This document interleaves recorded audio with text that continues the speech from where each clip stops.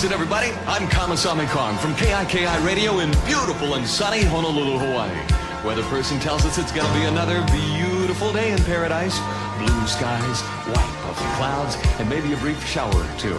Hope you got some time to stick around because I have got some great music for you today by Toshiki Kadomatsu. We're gonna get started with a song that's all about a little summertime romance. So sit back, crank up the volume, and get in your favorite cruise position. Imagine some warm waves and a light tropical breeze with the music of Toshiki Kadomatsu.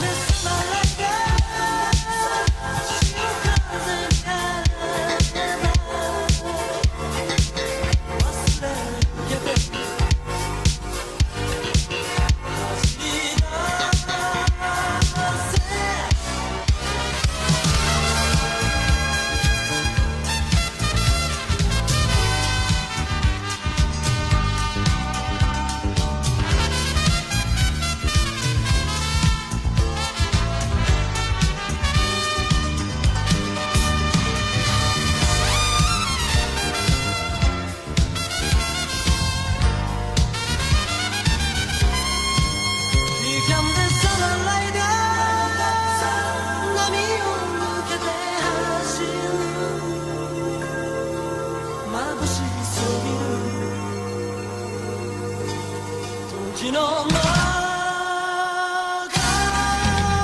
I want you lady.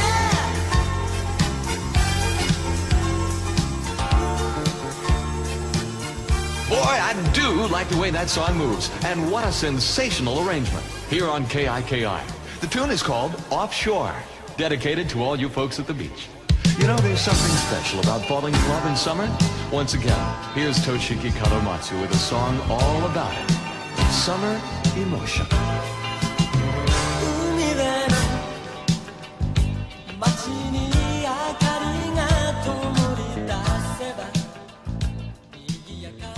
Hello, friends. Welcome, ladies, gentlemen, and NBs, to Deshou the Third, one of our premium live stream podcasts. We are here today, May the 25th, 2021, talking about Bottom-Tier Character Tomozaki-kun, episodes 5 through 8. I am the Subtle Doctor, and along for the ride, who knew that we'd be here talking about elections in 2021? It is Shadon. Never mind the elections, Doc. I've got a breaking, horrific piece of news for you. I just can't seem to control the power in my arm. It's just coming out, and I'm going to turn into some sort of abomination. No! No, I'm kidding, of course. This is just me getting in my prerequisite joke because I got vaccinated today and I have yet to turn into a lizard man, as you can see, for those of you watching on video. So deeply, deeply disappointed in the COVID conspiracy community. They made me all these promises, election promises. There's your tie-in, you know. They said I'd get all these cool features like turning into some sort of snake man, and it hasn't happened. And maybe you might say, well, it hasn't happened yet, but I ain't feeling it. So deeply, deeply, crushingly disappointed in, you know, the ever reliable conspiracy community, you know, the anti-vaxxers. They let me down again. Well, welcome to the, like, you know, to the Bill Gates is tracking you club. It's, you know, you'll be a blip on his radar now. I hope that excites you. Yukinon says you've turned into the Dark Flame Master. Okay, finally, you're a Chuny. It's all I ever wanted. It's all I ever wanted. Man, speaking of things Yukinon said in chat, the name of the song, it's a Young Bass song. I don't remember the name of the song off the top of my head, but if you go back on the VOD, there's text of it on the TV screen, and it's a free download on SoundCloud. Like, that song is just freely out there for anyone who wants to grab it. But no, congrats, Shadon. I'm super happy you've been vaccinated. I know, like, you've been looking forward to it for a long time, and like, it's nonsense that all of, you know, people like around the world haven't had as much access to it as our dumbasses in America have. We don't deserve it. Let's put that in perspective, though. The UK is still incredibly privileged to have done as well as it has done with vaccination. There are still many more places across the world that need their vaccines. Sure. Like, it's, you know, it's all well and good me like saying, hey, you know, I got someone to stick a prick in my arm today, you know, but I'm lucky and I admit my privilege and my luck on that. So, I mean, I'm not going to deny my happiness here, but I'm also going to point out that, hey, maybe we could be doing better. Of course, that's not what we're going to be talking about today, but regardless, it's just worth noting that, hey, I've got it good. Yeah, I just wanted to bring on the vaccination for the fact they gave me a chance to dunk on anti-vaxxers, because they're always worth dunking on. Always fun. Yeah. Always fun. I see you out there, Andrew Wakefield, you stupid motherfucker. I see you out there. Oh my God.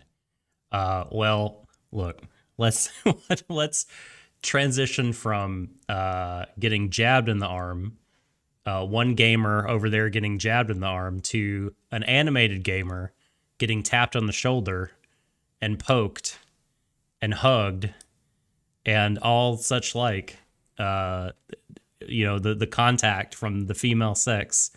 Gasp. Let's talk about some Tomozaki. There ain't no social distancing in this shit, especially given this anime was released in 2021. Maybe the camera should practice some social distancing. My God, the fucking framing on some of these shots was experimental. But I've been telling you, it loves the absolute territory. It loves calves, thighs, quads. Loves them. What was it? I can't remember what the name was. DJ something or other, where he went ass titties. Like, I think that was the filming mantra for this. Probably. Yeah, sure. I Not really all should the time, know the name but of a the lot artist. of the time. I know, but joke as I may, God, we'll get into it when we talk about it. But I've never seen a show like U-turn or like pivot 90 degrees from its like underwhelming like milquetoast mediocrity to something a bit more interesting as hard as I did with this show. It literally happened between episode 6 and 7. The moment episode 7 started, like, so much of the stuff I didn't care for just seemed to have evaporated. And if I didn't know any better, I would have sworn blind that the show was like soft rebooted in between those episodes. Like, literally, they just gave all the creative staff the marching orders and just said, right, this is crap. We can do better. And to their credit, and obviously that didn't happen, but to their credit, things did indeed get better. And that's fascinating to me. That's like, I mean, usually when you make something that's terrible, you're pretty committed to it being terrible. Let's be fair here. You know, there ain't no saving some shows, that's for sure. But usually, like, people know what they're making and they will just hold firm and true to that. But this time around, like, I mean, Tomozaki was never terrible. It was just, yeah. But these episodes, like including 5 and 6, I should stress as well, like they have merit, they have actual merit to them, and they do show a substantially improved show. Like the off talks, like, holy crap, this show does get a lot better. I am legitimately impressed by it and fascinated by how this even happened to begin with. But let's not doubt the results, I suppose. I see what you did there, Mr. Election Humor. Don't doubt the results. That was a nifty barb. You've thrown me off, but I agree. I mean, I liked the first set of 4 more than you did, but even still, I didn't think. I don't know. I didn't think it would kind of turn into what it has. I mean, which is silly of me, because like you said, there's word of mouth out there that it gets really much better from people we trust. And I mean, I've seen, anime shows do this before where they kind of lay a groundwork of either kind of silliness or a very low stakes, situation, and then really put the pedal to the metal. I know there are many examples. Nadesco, Martian Successor Nadesco is one I'm thinking of. Although I guess you could argue that the drama in that is also meta comedy, but I think a lot of people seem to think that it's just straight up. But anyway, don't want to get off topic. I do think it's interesting to note that like the first 4 episodes have the same, or had 3 of the first 4 episodes were written by Fumiko Shimo. And I think Fumiko Shimo is the head writer. But then 5 through 8 were all written by the same person, a different person from who wrote 1 through 4, and that's Shingo Nagai. And we'll talk about, creatives when we get there, but it's just interesting that like these chunks, like, and then episodes 9 through 12, Nagai is not writing them. It's once again 3 of the 4 episodes written by a different person. But it's just interesting that we've been reviewing like our episodes kind of track when the writing pen changes hands. It really feels like that. Yeah. Although I do have to wonder, is this Shingo character a Muppets fan? Think about it. Think about it. I know you thought about it because you retweeted me tweeting about this.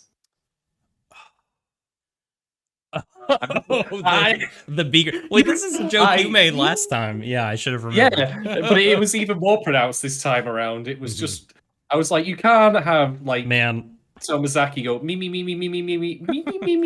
over and over again to that degree without it being a deliberate reference to speaker. I can't take it seriously. I feel so rewarded for giving a damn about these characters, especially me, like in the first 4 episodes, because like I feel like it's all been paid off. Everything that that I thought to myself, like, the show could turn into that. We've heard it gets better, so maybe it could be this. Like, maybe they'll like have some commentary about, does gamer logic work in real life? Like, are they going to try to expose it? And it seems like this, like, I don't know if it's like a slam dunk, but it like addressed all that stuff. Like it really went for it. And I'm really, really liking the direction of it now. Like I just really care about all these kids a lot and want to see them like happy. Yeah. And the last show I said that about, what was it called? We covered it last season. Well, I've already forgotten the name of it. It was either going to be Horimiya or Horimiya. Yeah, Horimiya. I don't know, man. You could accuse me of having the worst recency bias like ever of anyone ever, but like I don't know, I feel like I really like these kids. I'm like, man, like I really care about them in a way that I did. But the main couple in Horimiya is great, but like I don't know, like Tama. Tama in the show. She's not in the show a lot. Certainly not in the first like 5 or 6 episodes. But like by the time credits rolled on 8, I was like, I feel like I know her. She's like a really good person, and I super duper care about her, and she rules. Whereas like the like 8th character of a lot of these shows, and even Horimiya, it's like I don't feel that strongly about. So like the to speak in sports terminology, this show has a very deep roster. The depth of the depth of the bench is quite something. It can really like rotate in and out and not lose my interest. Yeah, I had an honest to God like. I mean, I was going to say for Talk Boy, but I can mention it now because it's just very brief. Like, I think one of the things we have to remember when we go through like our process of criticism is like, we're obviously talking about this stuff in depth here, but let's also just speak to our actual like, as the crow flies, as we watch the emotional reaction, to, as things happen. And Tomozaki asks, not Rei Ayanami. I made that joke before. I'm not making it again, but I can't remember her name. You know who I'm talking about. The library girl. Oh yeah, right. Oh my god, I've forgotten her name, but yeah. So he asked Rei Ayanami out. She's no. Listen, I'm taking the bit. They're so I'm different. Just taking the piss. They're really different. The piss. You can relax, you guys. He asks her out like to go and watch a film, and Rackham has, by the way, just pitched in with the save there. Thank you. That he asked Fuka out, and she agrees, and I was like, "Yes, lad." And I'm like, and I was like, after I said, I was like, "Did I say that out loud?" Right, you did. Did I actually have a positive response to this show that made me like vocalize, that made me speak? And I'm like, well, there's a thing. I mean, whatever else I'm going to ultimately say about the show, one way or another, that's a positive in its favor. That actually made me now care about Tomozaki's success, because especially given he seems to treat it as a very authentic thing that he's interested in, like. He's actually reading those books that she's also into, and he's genuinely enjoying them for his own sake, which is a very healthy and good thing. So I'm curious to see what happens in episode 9, because that's the what's it called again, the title card for whatever it is on Funimation, the episode card shows her. So I'm presuming it must be the one they go on this date. But I'm like, hey, nice one, lad. Well done. I don't fuck it up. These episode titles. I do take umbrage with these episode titles. They're overwritten and trying very hard to be amusing. So episode 9, the name of it is, when you go back to the starter town with the full party, new stuff tends to happen. I really hate these episode titles. I'm sorry. It's just like a vein of humor that just makes me roll my eyes. I mean, I could be horribly pedantic and say they never left the Star Town to begin with. Hey, there you go. Yeah, no, then that same moment you're talking about, you said, yes, lad. I'm pretty sure I did the old, drum roll on my notebook, the, yeah, like that whole deal. Go get him, Tiger. I tend to do. Exactly, go get him, Tiger. Yeah, they're light novel titles, indeed. It's true. There is a dispute in chat about how many U's Fuka has in it. Sorry, I'm just going to add one extra U every time I say a name on. So by the end of this podcast, I'll be saying, so Tomozaki Sasbe's a Fuka. Like that. I'm going to make a game of it. You should. You should stick it on the end afterward. Fuka U. No, I can't do that in good conscience. That's a bad joke. Anyway. I've made it before, and I will never stop making it because it amuses me. Okay, so I think that takes care of our backup box brief summary. I think we're both pretty positive on this set of episodes. So let's talk some creatives here before we get to the patron questions. So as I said, this set of episodes is written by Shingo Nagai, and Nagai has not a super huge CV, and honestly, as I scan it, as far as writing credits go, there's not anything mega amazing. For instance, I feel like this is a good kind of litmus, your reaction will sort of serve as to encapsulate what I'm talking about. So Nagai wrote the scripts for 4 episodes of Somali and the Forest Spirit. It's a show. It's fine. It's not terrible, is it? I mean, I didn't finish it, but it's one of those shows where I just had such a non-reaction to it. I got to the end of it and I felt I couldn't remember anything that happened in the prior 12 episodes. Mhm. anything noteworthy, any substantial shifts in like character arc or anything that truly changes the status quo. It was 12 episodes of stuff that happens and now I just don't care about anymore. The one Hmm. abiding thing I do recall about it is that the golem is voiced by the same guy who voices Jotaro in Stardust Crusaders. And of course many other things. That's Nice. it. That's all I know. It's not a bad show. It is the Coke Zero of anime. I like Coke Zero quite a bit. What are you trying to say? You just mean in Nothing there like there's it. not it's not filling. It's not filling. It goes in Uh, and it doesn't add anything. There's no additive quality to your life. Well, I need to think of some. All right, let's go one worse. Then let's say Mountain Dew Zero Sugar. It's Surely also that's a got to good. be. No, that's a Oh, good for fuck's drink. sake. You could maybe go like 0-calorie root beer. I detest root beer. Oh yeah, yeah. I Root beer is can get real behind bad. that. Root beer is Okay, yeah. terrible. Yeah. So other writing credit, yeah. So other writing credit, like there are people out there that like Copcraft. Nagai wrote like 5 of the Copcraft scripts. I haven't seen it, so can't comment on it.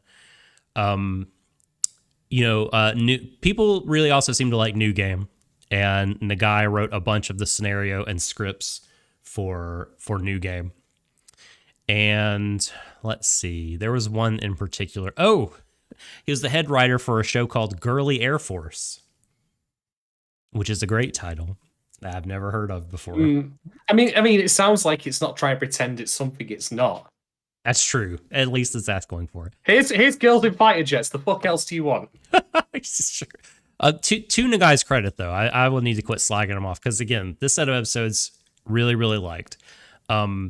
He did write Symphogear, a couple of seasons of that. He wrote a lot of scripts, like season AXZ, he wrote 6 scripts, and season XV wrote 10 of the scripts. And I believe Symphogear is anime original, whereas, Tomozaki's a light novel adaptation, but so it's different skill sets going on there. Final thing about Nagai is that another fun anime job title. So for Valvray of the Liberator, seasons 1 and 2, which you may have seen me mention lately on Twitter as one of season 2 in particular being one of my least favorite mecha anime. Nagai served as something called the literature manager. What? I can't even imagine. So he was a library clerk. Yeah, it seemed maybe that's it, right? Maybe they had a bunch of like design docs and stuff of different machines for the mecha, or who even knows what. But yeah, he just handled. He kept the magazine collection in his bag. Yeah, he was the one responsible for making sure the coffee table like had the appropriate magazines on a given Yes. day, and also for getting the books back to the library on time. No late fees. You want them on your anime budget. Bit embarrassing. Exactly. You can't. The animators can't be asked to do it. So, but no, Nagai, hats off to you. You've written a really great arc of this show, and a couple of the directors. I wanted to mention because I couldn't find information about all of them, but the director of episode number 5 is Toshiaki Kanbara, and Kanbara has been an episode director on a number of things. Huge CV, stuff like Ginga Densetsu Weed, a really cool anime about dogs doing rescue stuff. Yes, it is called Ginga Densetsu. No. Isn't that the one where like Gin is like a dog who gets like yeah. Let's go fight and kill bears or something? Yeah, I think so. Yeah. Mm-hmm. Oh bloody hell! I know of that. God help me. It's very like for whatever reason, it was like this super obscure thing, and it's like come back into the collective anime fan consciousness for some reason. I wonder why, especially given 420 was only relatively recently. That's true. That's a fair enough. Wow, 2005? No, there must be an older one. I feel like that there's a couple different. The one I'm thinking of is probably an older one. So there's the manga, and there's the TV adaptation, and a bunch of manga. Huh. Maybe the manga's just old, and the TV adaptation is relatively new. I think what I'm thinking of is not that it's old, but like in 2005, back in, the manga's only 2000, which I guess it's 21 years old now, but back in '05 when it ran, like that was back when like not every single anime that aired on television was getting brought over to America. And this was one of the ones where it was like you had to go into the fan sub community. And even then, it's a show about puppies. And, it's not really what a lot of anime fans are looking for, the sort of Call of the Wild animations. At the time that came out, like it wasn't an ultra-violent cyberpunk, like, gore fest with titties. So clearly it wasn't going to get, We were more sophisticated by then. Okay, we liked our schoolgirls too. All right, so just back off. That's going to get quoted out of context. I know. Clearly joking. What else have we got here? Did some key animating on Beyblade. That's interesting. Did you lay it rip on Beyblade?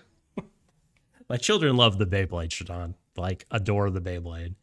And so it's not just them. Like they have buddies that like really dig the Beyblade. And their friend is like watching them illegally on like, I don't know, some shady site. And they're like watching the legal Netflix streams. And they're like, when is the new one coming out? I feel your pain. Is that replacing the older days of like, when you knew someone who would just hand you like bootleg VHS tapes of stuff they recorded after hours? Mm-hmm. Amazing. He's got like a disc full of torrents. I like how what's old is new again. It just takes different forms. Mm-hmm. It's true. Looking for other interesting things. Key animation on LOGH, the old ones, which is cool. Shouts to anyone involved with those. And yeah, Lock the Superman, like that's a old OAV. So, the Lord Leon OAV. So he's been involved with anime for a while, but I'm looking for interesting. Oh, it's the main director, not even an episode director, of an OAV called Momiji. No one probably remembers Photon, the Idiot Adventures OAV, but I remember that. Wait, did you just say that was called the Idiot Adventures? The Idiot Adventures Photon, yes. Yeah, if this is the one I'm thinking of, I think it's with like a lady who used like a lipstick as a powerful whip. Nope, this is something totally different. Nope, there must be another. I'm also curious about that. Never mind. So that's a totally different thing. Directed Shushaku the Lech and was a key animator on an OAV called, I'm not joking, The Sexorcist. That's a real ass credit in the CV. I promise. Can I point out that, of course, there's always going to be like the porno industry. So like every time a film comes out in the 90s or the early 80s, they'd always release the porno version of it, wouldn't they? So you'd have you'd have things like I suppose the Sex Predator would be one of them, that kind of thing. Die Hard on. Yes, I could the go bad on. puns, right? And so, what I find fascinating is there has to undoubtedly have been a live-action Western porno film called The Sexorcist because it's too obvious. Mm-hmm. So does that mean when I Google for this, I will end up to pick my poison from that like live-action porno that undoubtedly exists and the Japanese anime that's also called the same thing? Well, there's no article in front of it. I stuck that on there, but the OAV is simply called Sexorcist. No the. Well, I mean, I can't wait to see what the spin on the Mother Sucks Cocks in Hell line would be in that one, because clearly it's gonna have a very different context this time. Oh God. Man. Is that something we're gonna watch? If we ever revive Bando Face, we're going to watch that someday. Oh, no. No. Oh, sweet Jesus. Here's something near and dear to your heart. Kambara was a key animator on They Were 11. A really excellent, I just said excellent mystery film. Excellent is a different thing entirely, mate. Holy shit. I know. Episode director as well on Sweetness and Lightning. A really, really, sweet anime TV show. Very good from a few years ago. Unit director on Yaomushi Pedal, very like a sports show with a big cult fandom. So yeah, no, that's Kambara. And the final credit, we can put a bow on this segment, but I thought it was really interesting that episode number 8, a very good episode, right? Not noticeably different than the other ones, really. But the director credit is given to the entire studio in Wikipedia. Oh, that's oh my god! It just says number 9, as in Project Number 9. The studio that worked on this anime was studio founded in 2009, and they're doing Higehiro currently, which James Beckett is reviewing every week at Anime News Network. Our buddy. But they were the main studio on Tomozaki, and yeah, weirdly enough, Wikipedia has them with the episode director credit. So make of that what you will. I just want to imagine them all yelling over each other, and somehow it just came together. It just all works. Just a lot of screaming and yelling, but still, the episode's fine. Did the trick. Yeah, for sure. And if it was a collective effort, hell yeah, more power to you. Good job, guys. So that's it for creatives. We're gonna now switch to patron questions. And if you out there listening to this a week from now, first of all, hello, future people. Hi. How is future week? I bet it's lovely, the first week of June. But if you're there and you're wondering, I'd like to get on this patron question business. Well, you can head on over to patreon.com/Warui Deshou. That's patreon.com/WARUI DESHOU. That's Japanese for it's probably bad, which we're a bad podcast. But we make do, and sometimes that can be good. But if you want to support us and get all kinds of fun benefits and perks, like the ability to ask us these kind of questions that we're about to answer and that we must answer in depth and take seriously, you can subscribe over there. This is the Deshou the Third stream, so to subscribe to that, you would want to subscribe at the $5 tier. That is the maximum, the toppest of the top tiers. If you subscribe for $5 a month, you get every single thing we do. That's access to the Discord, access to game nights, watch-alongs, access to all of our streams and pods as soon as they come out, our video game content, oodles of stuff for $5 a month. So head over and subscribe if you want to. But now we're at the Patreon questions, so I will turn it over to Shadon to read them. Indeed. Right then, we have 3 batches of questions today. So the first batch we're going to be reading will be Bottom-Tier Pirate Rackham's. The first of which is, how much do you think Aoi's consistent desire to be number 1 and win at life, air quotes are actually necessary because there's quotation marks around this in Rackham's question, influences some of her lessons, approach, and the nature of goals she assigns to Tomozaki? Okay. This is something I think we need further elaboration on the show, because I mentioned in the previous podcast we did that there is a distinction to be made between what she is teaching Tomozaki and what she is telling him to do with it. Boy, howdy, is there no more clear an example of that than in the election arc, where she basically tells him to embrace populist politics. fucking great, honestly. And on top of that as well, her lesson later on that the best argument is not the one that has the most actual merit; it's the one that's most persuasive. And yeah, he took that lesson and applied it in a weird, in a place he didn't expect. I just wanted to say to Aoi, like, you're supposed to not say the quiet part loudly on that. Holy shit, because she's right, but we don't like her being right about that, And Tomozaki does have a negative reaction to that. But the thing is, right, we had social situation. I mean, it's just true in social situations. It is. Doesn't mean I don't like it. But anyway, point being is that we had 2 episodes devoted to Me this time around, and going into her backstory, her relationship with Aoi, like her competitive relationship with Aoi, I should clarify as well. And So what I'm curious about is her lessons, like to me, all seem very structured around, like beyond just the tools she teaches Tomozaki, the way she wants him to use them are very like socially conventional. Like take a girl out before the end of the year, talk to all the girls, etc., etc. You know, this kind of thing.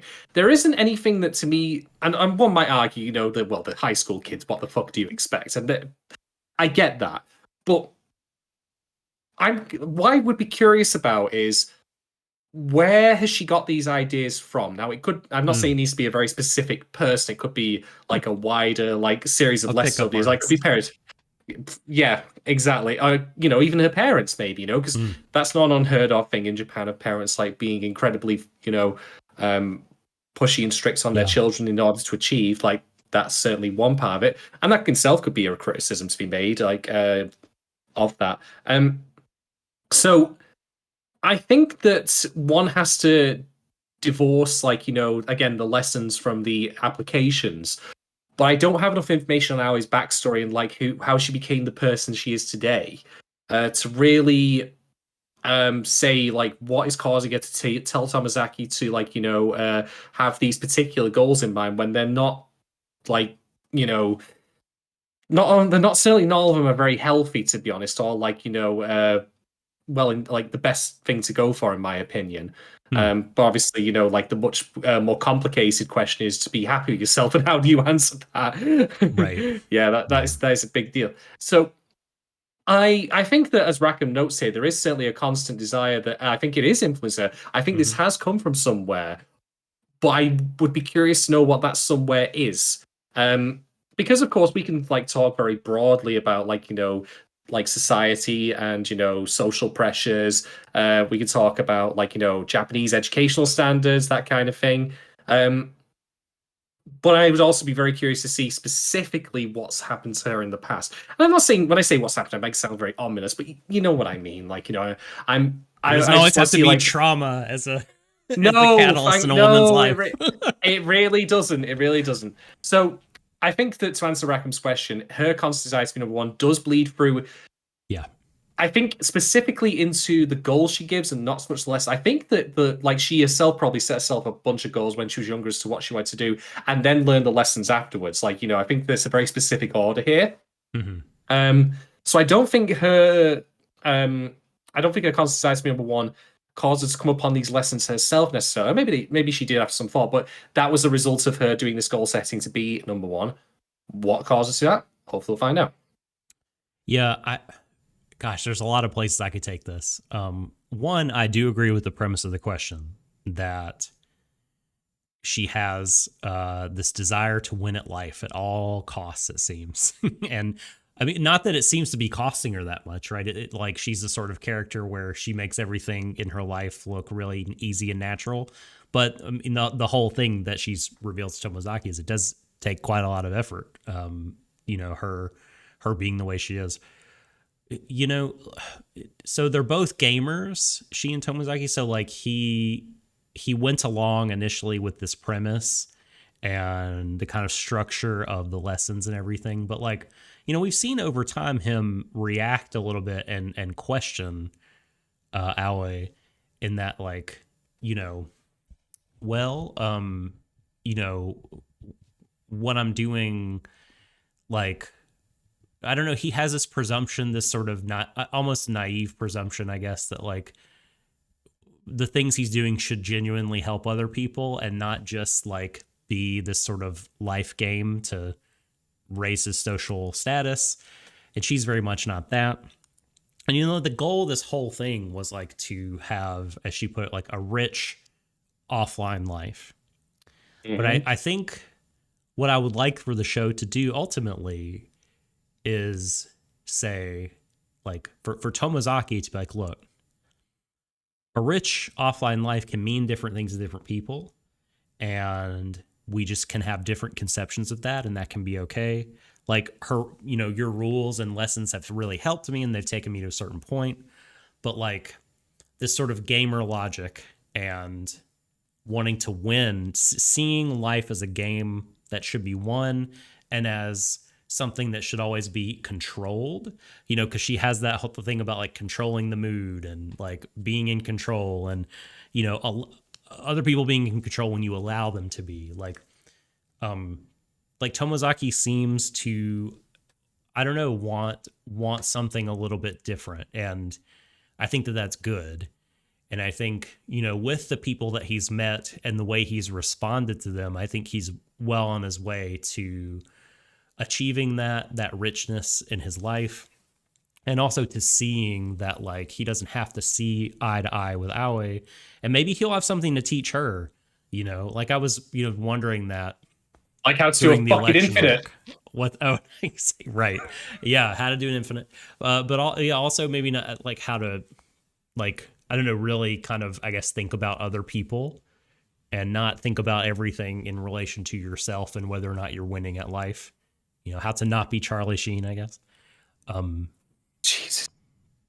But yeah, no, I think to directly answer the question, I think it influences her lessons and her approach. I mean, just in every way possible.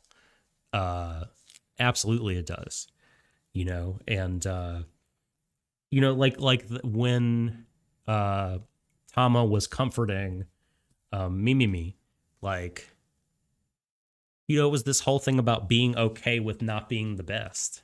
And like Tomozaki approves of that, you know, witnesses it and thinks like this is good because it's true and it's helpful to Mimimi.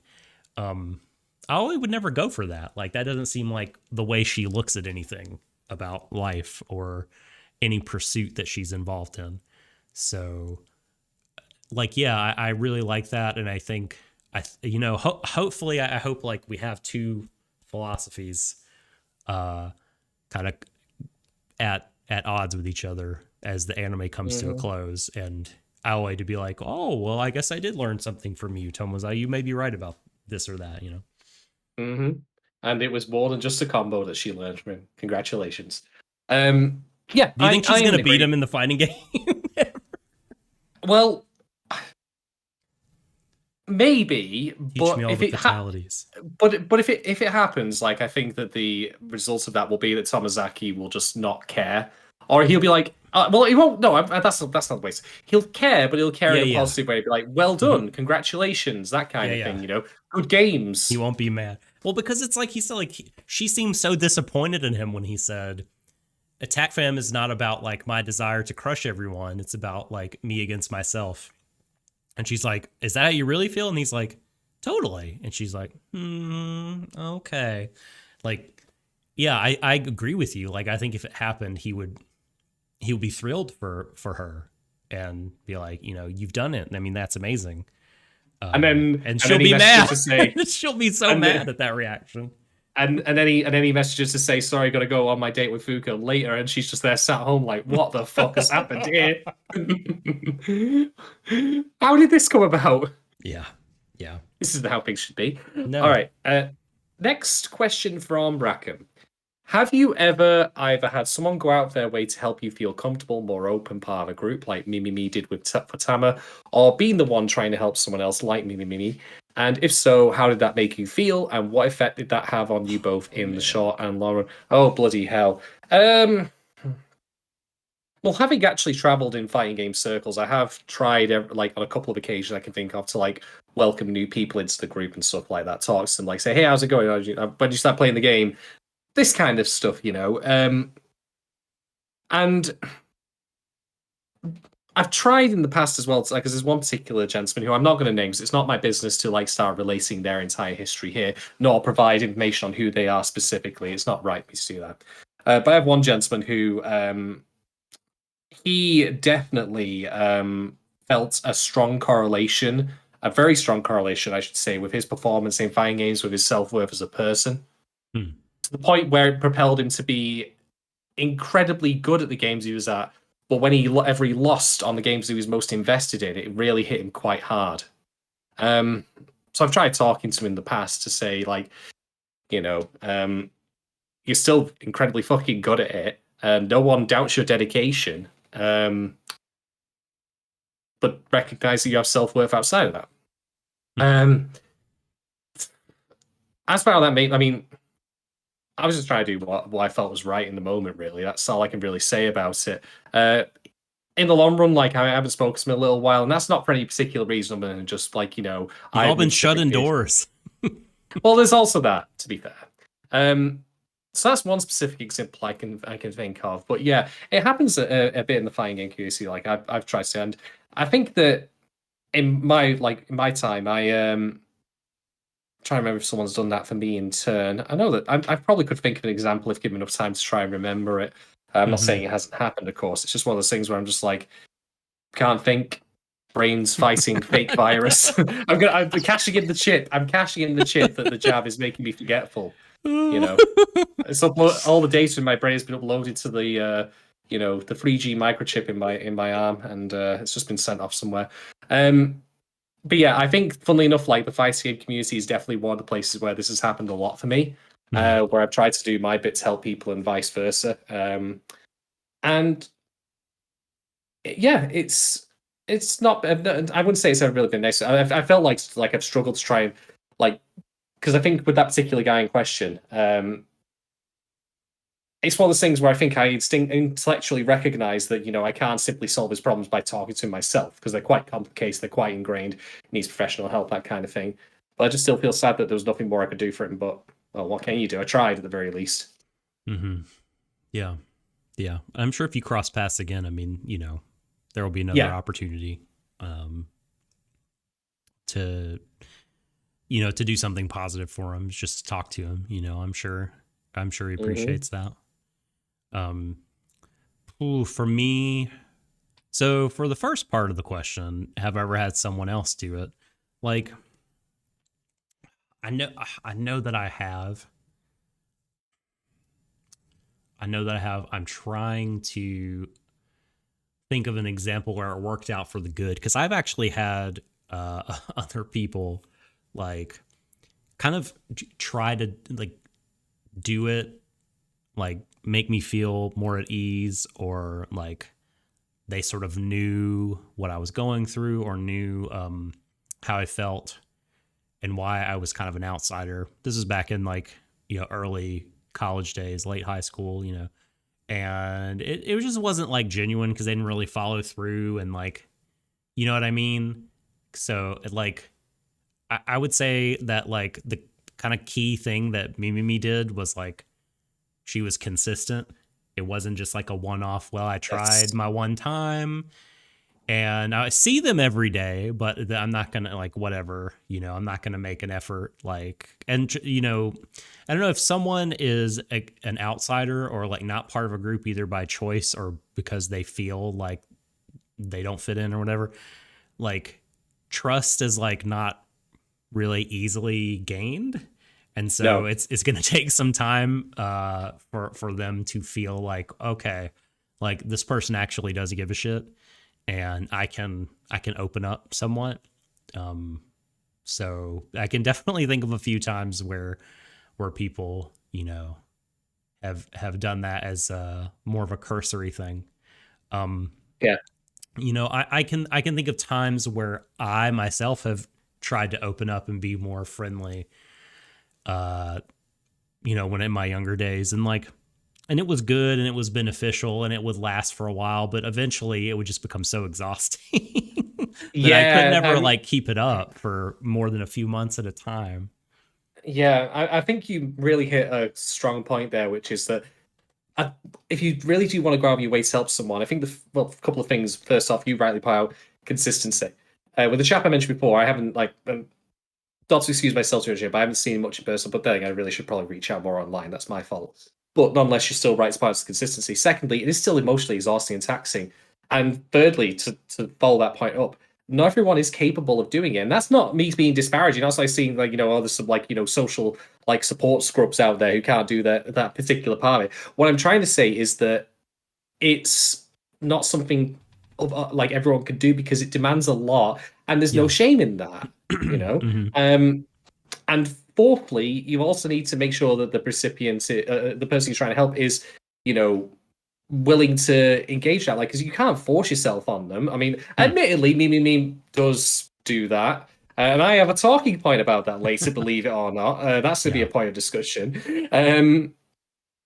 But yeah, I think my broad advice on this would be if you feel comfortable and confident enough to try and welcome someone into a community, to be that kind of greaser at the door kind of person, or just to offer someone support as they go along, do so, but just bear in mind all those other factors. Like, are they open to this? Maybe they don't want to be greeted obnoxiously when they're going to constantly hugged or whatever, that kind of thing. You've got to tailor your response to the person, take into consideration they're everything holistically, I would say. Yeah, and I should clarify, when I was talking about opening up, I wasn't talking about trying to bring other people in. I was talking about me trying to help myself, because that was really the advice I got, more so than someone really pulling me into a big social circle. I mean, I had, especially in late high school, my final year and a half or so, and then most of university time, I had a small circle of friends, and we were really close, and we remain close to this day. But I don't know, there were times when I was trying to branch out of that. It was just so hard. It was just so goddamn hard. And I wish I had Mimi's courage.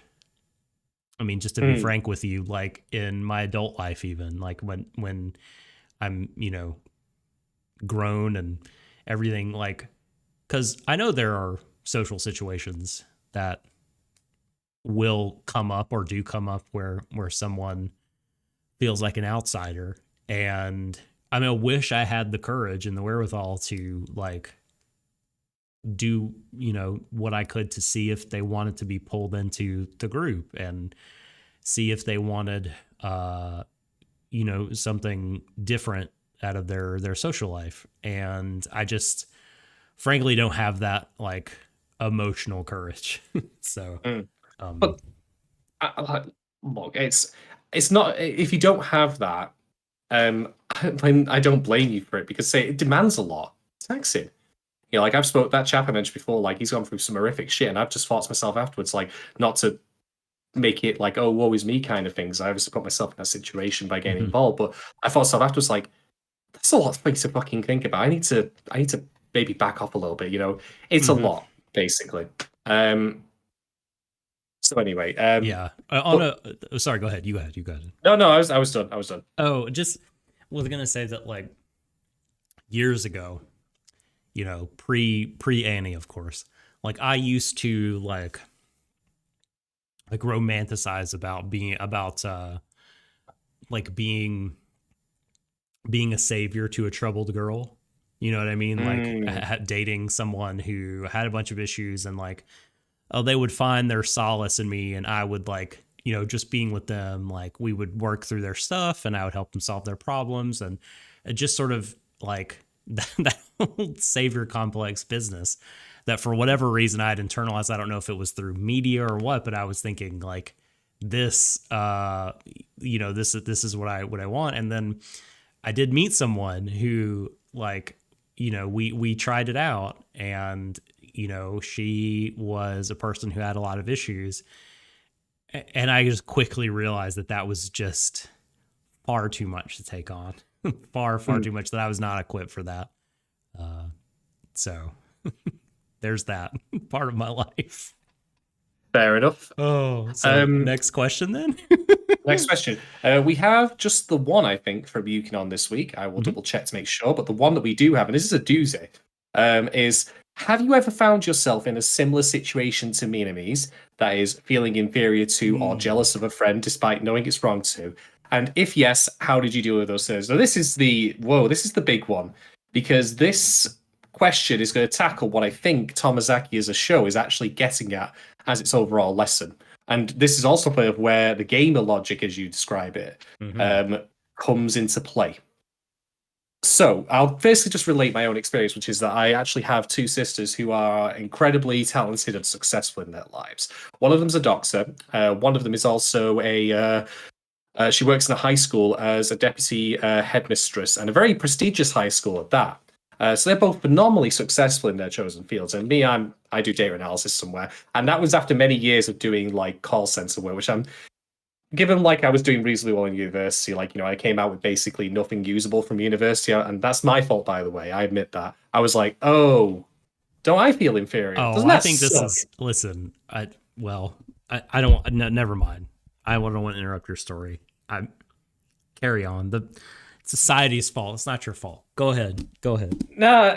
Anyway, we'll not. Worry Humanity about should be like, what the fuck, dude? Like, why? Ugh. Educational system rant. I'm holding it in. All right, tell your story. I'm sorry. So yeah, I've always thought stuff like, well, I haven't done like I haven't met the expectations I had myself or the people south of me. They have. What have I fucking done in my life? That kind of thing, Mm-hmm. And so you can answer follow-up questions to that is if yes, how did you deal with those feelings? And this I think is the big crux, actually, funnily enough, of what Tomozaki's got. I kind of just came to a conclusion eventually, which is I don't like, I might ultimately still keep that disappointment close to my heart. But it's not going to define me. I'm going to still live my own life. I'm still going to live a happy life at that. I'm going to find contentment with my situation and still work to improve my lot in it. I don't have to be the best at everything. And that's the key phrase here, because I want to ask you a question, Doc. And this is going to sound very random, but just roll with me here, okay? How do you define who is at the top of a football league? And I'm referring to soccer here for people who might be listening in America. But the question, I suppose, otherwise applies to any other league of any sort. How do you define who's top? Who has the most points? Yeah. And just for clarity's sake, you determine the most points by number of wins or draws as well. Mm-hmm. And of course, there is a very set specific number of rules. But the other key thing I'm going to ask you is this, and again, this will sound like a very obvious question. How many people can exist in the number one spot Just one. in a league? Just one. Okay. So let's now expand this out there. Let's go with this line of questioning here. How do you determine who's winning at life? Who's number one on the leaderboard, baby? God's leaderboard. Yeah. I mean, some people who don't know what the fuck they're talking about would assume that it would be wealth. Which Sure. no. Yeah. Because yeah.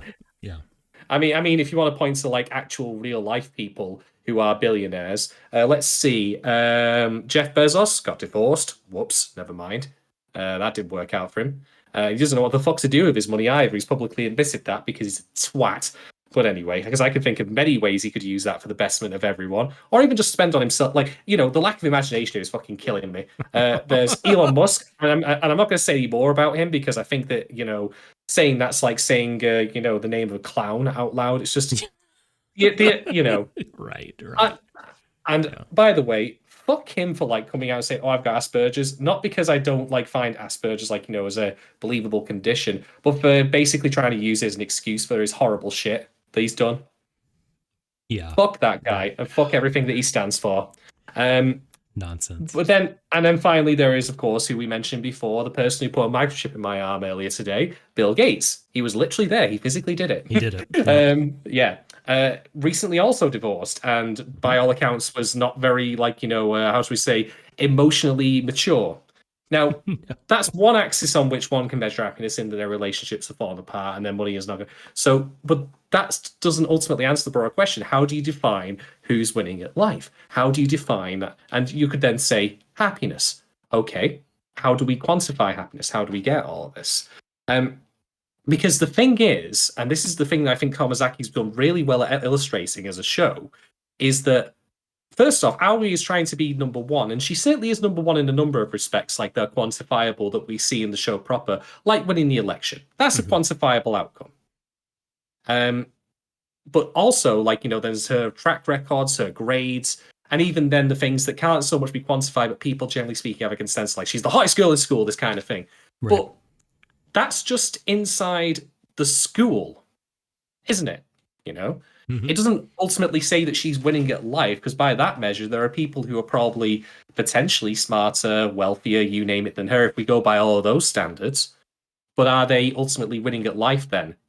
Who's the who is winning in this case, like at life? If Aoi is, then by what measure are we using to determine that? Because it seems like it's in a very limited confine of space and time that's being decided at.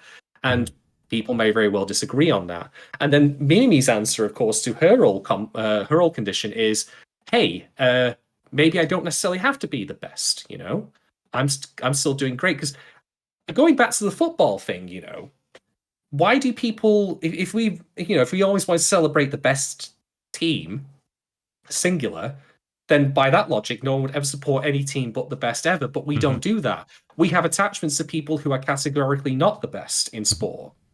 And indeed, that also follows through with video games. I mean, no doubt if we had Emily Rand on this podcast, she could tell us about many, many different league players who are not the best, but nonetheless people that we root for and want to succeed regardless. And that's just in competition. But then we also have to ask the question is life even a competition? There we go. Yeah. There you are. That's where the gamer thing is ultimately coming in here, because games are, in a multiplayer sense, a competition. There can only be one person at the top. Tomozaki is at the top, of course, But, does that ultimately matter in the long run? He's actually finding out, there's things outside Attack Fam, so it's demolishing that notion. Doesn't mean it's not important. So my answer that I came to for a bit of soul searching and what I've been reminded of through Tomozaki and how the show has been very nicely unraveling this little lesson here is that life isn't a game, as Aoi puts it. Yes. And when I say that, I don't mean in the sense that there aren't techniques or strategies or ways that you can play the game. God damn it. Yes. It's for real. It's for keeps. I don't know why I laughed into Vince McMahon there. Sorry. It's fine. Damn it. I mean, if that happens more often, I'd go see a doctor. But anyway, you got a case of McMahon's there. It's very cute. But rather, I'm not saying that there aren't things that strategies that you can learn. To make your life better. Even the little things that Aoi has taught, Tomozaki, I think are worthwhile. And you could call that gamification or strategization of how you handle life scenarios. But the thing about a multiplayer game is that there is inevitably, in a tournament or in an ongoing season or a league or whatever you want to call it, someone who is at the top via a quantifiable measure. Mm-hmm. But there is no quantifiable measure for life success, and that's why, therefore, life is not a game, because there is no one singular winner. Not even Jeff Bezos. Not even Jeff Bezos. No, who has the only, I would argue, quantifiable measure that we could use to suggest that he might be the best, but obviously it isn't true for a number of reasons. By his own admission, he doesn't know what to do with his fucking money. He's divorced, He's clearly not living the happiest life. Yeah. But we can't quantify happiness because someone might be content with their own, very limited lot in life. Yeah. But it's and who's writing the rules, right? I mean, these where did they come from? And that ties back into and that ties back into Aoi's whole thing. Why is she compelled to to suggest Tomozaki these very conventional goals? And secondly, why is she also pushing herself as hard as she is? So that was my realization. I was like, my sisters, they've done phenomenally well in their lives, and I'll always be proud of them. I'll always celebrate that. But that's their lives. Mm-hmm. My life has its own value and its own meaning. I've done well in my own respects. I've done things that they haven't done. I've done things that I am proud of. It just took a moment, for me to realize that. And eventually, it didn't, solve all my problems at once. I did end up going to therapy after all. I will admit that. People who have listened to the podcast for a while will know that I was doing that. But it took a part of it, the problem, away. It took one of it out of there. So yeah, life is a thing that you can learn how to play, but there will never be a ranking system that you should ever pay attention to because it's all arbitrary. If you want to play for yourself. I think that's the way I would say. In not in the sense you're totally self-shot, but more try and work on improving your line life for your own benefit and not because you're grading yourself against others, because it's all relative as well. I mean, to go back to Mimi, she is the second best track athlete in the school. Okay, she's not the best, but that's still pretty fucking good. Let's be fair here. It is. And Lord knows there've been tons of stories in fiction about kids who have been told second's not good enough. I didn't raise a second place podium child with his silver trophy. Get back out there, you little bitch. like that. It didn't do no. There have been stories like that all throughout, Yeah. but the moral of those stories is inevitably that pushing them to try and get to the first place just destroys them. So Yeah. Even if they achieve it, right? I mean, even because you have people that are pushed like that and they achieve in athletics or whatever, but like the rest of their life, they're scarred from that experience. Yeah, So, you got 99 out of 100. Why didn't you get 100? You scored the highest of your school, but you didn't get 100. yeah. You're a failure in my eyes. So That kind of gross. thing. That's terrible. Yeah. So, I ultimately think the show has done a very nice job of unfurling that lesson. Yeah. It's been like a slow reveal. Yeah. Of its intention. And I know I criticized it previously for using game as shorthand, and in particular TAC I'm going to walk back that complaint a little bit because I still think it could ultimately be mining more out of that for situations and such. And then there's sometimes where it like does RPG battles, and you're just like, why is this not a fighting game lesson? Why is it an RPG lesson? Because I feel like with a bit more thought, you could quite easily change the RPG stuff to fighting games. But that being said, fighting games are also inherently a lot more technical. Like, I mean, we said this before. People understand levels inherently. Like, your average person on the street who said, "What's a level in a game?" and they'll refer to either like a stage or they'll refer to gaining levels in RPG. They understand what that is. And funnily enough, those two terms are actually kind of equivalent because they're a rise in difficulty or power or ability, aren't they? If you get to a later level in, say, a platformer, you are, broadly speaking, doing the same as getting to a later level in an RPG because you are more capable. So they actually work equivalently. Whereas if I said, what's a hitbox, into your average layman, they'd be like, what? Failed streaming platform. Oh, no. So yeah, kudos to Tomozaki, the show, for like actually now making it clear to me why this whole lingo is in here. It's not, I'd say some of it still is there for shorthand and for, being there to like, shortcut explanations to its target audience. But I think if the end result is them explaining, actually, no, life is not strictly speaking a game in terms of, how we dictate who's in the lead and who's not, because there is no way of doing that. Then I think that's a good lesson to put out there. So yeah, kudos to the show for doing that. Bit of a security stance to Yukiton's question there, but it makes sense to me because it's how I learned to cope with my own like sense of inferiority towards my sisters, who are, again, by any means of the measure, very, very successful. I mean, doctor, teacher. Big accolades due there for that alone. Like, I think those roles have a lot of like, respects wasted. Not undeservedly, of course. Absolutely not. I'm not saying that. But you get my point anyway. So yeah, good to on the show. Over to you, Doc. Yeah. Oh man, there's so fucking much to say based on this question and everything you said. Regarding the show, before I talk about me and what I think about just life in general, I mean, I agree with everything you said. The slow unfurling of this idea that like life is too big to fit into something as simple as the structure of a game. Because there's just so much to it, and just the very kind of notion of a competitive game, like being measured quantifiably, like that your life is being measured quantifiably, like in a competitive game. I mean, it's this show demonstrates that. I think that's just like, it's not true at best, and at conservatively it says there's other ways to happily live life than thinking about it in terms of things like leaderboards.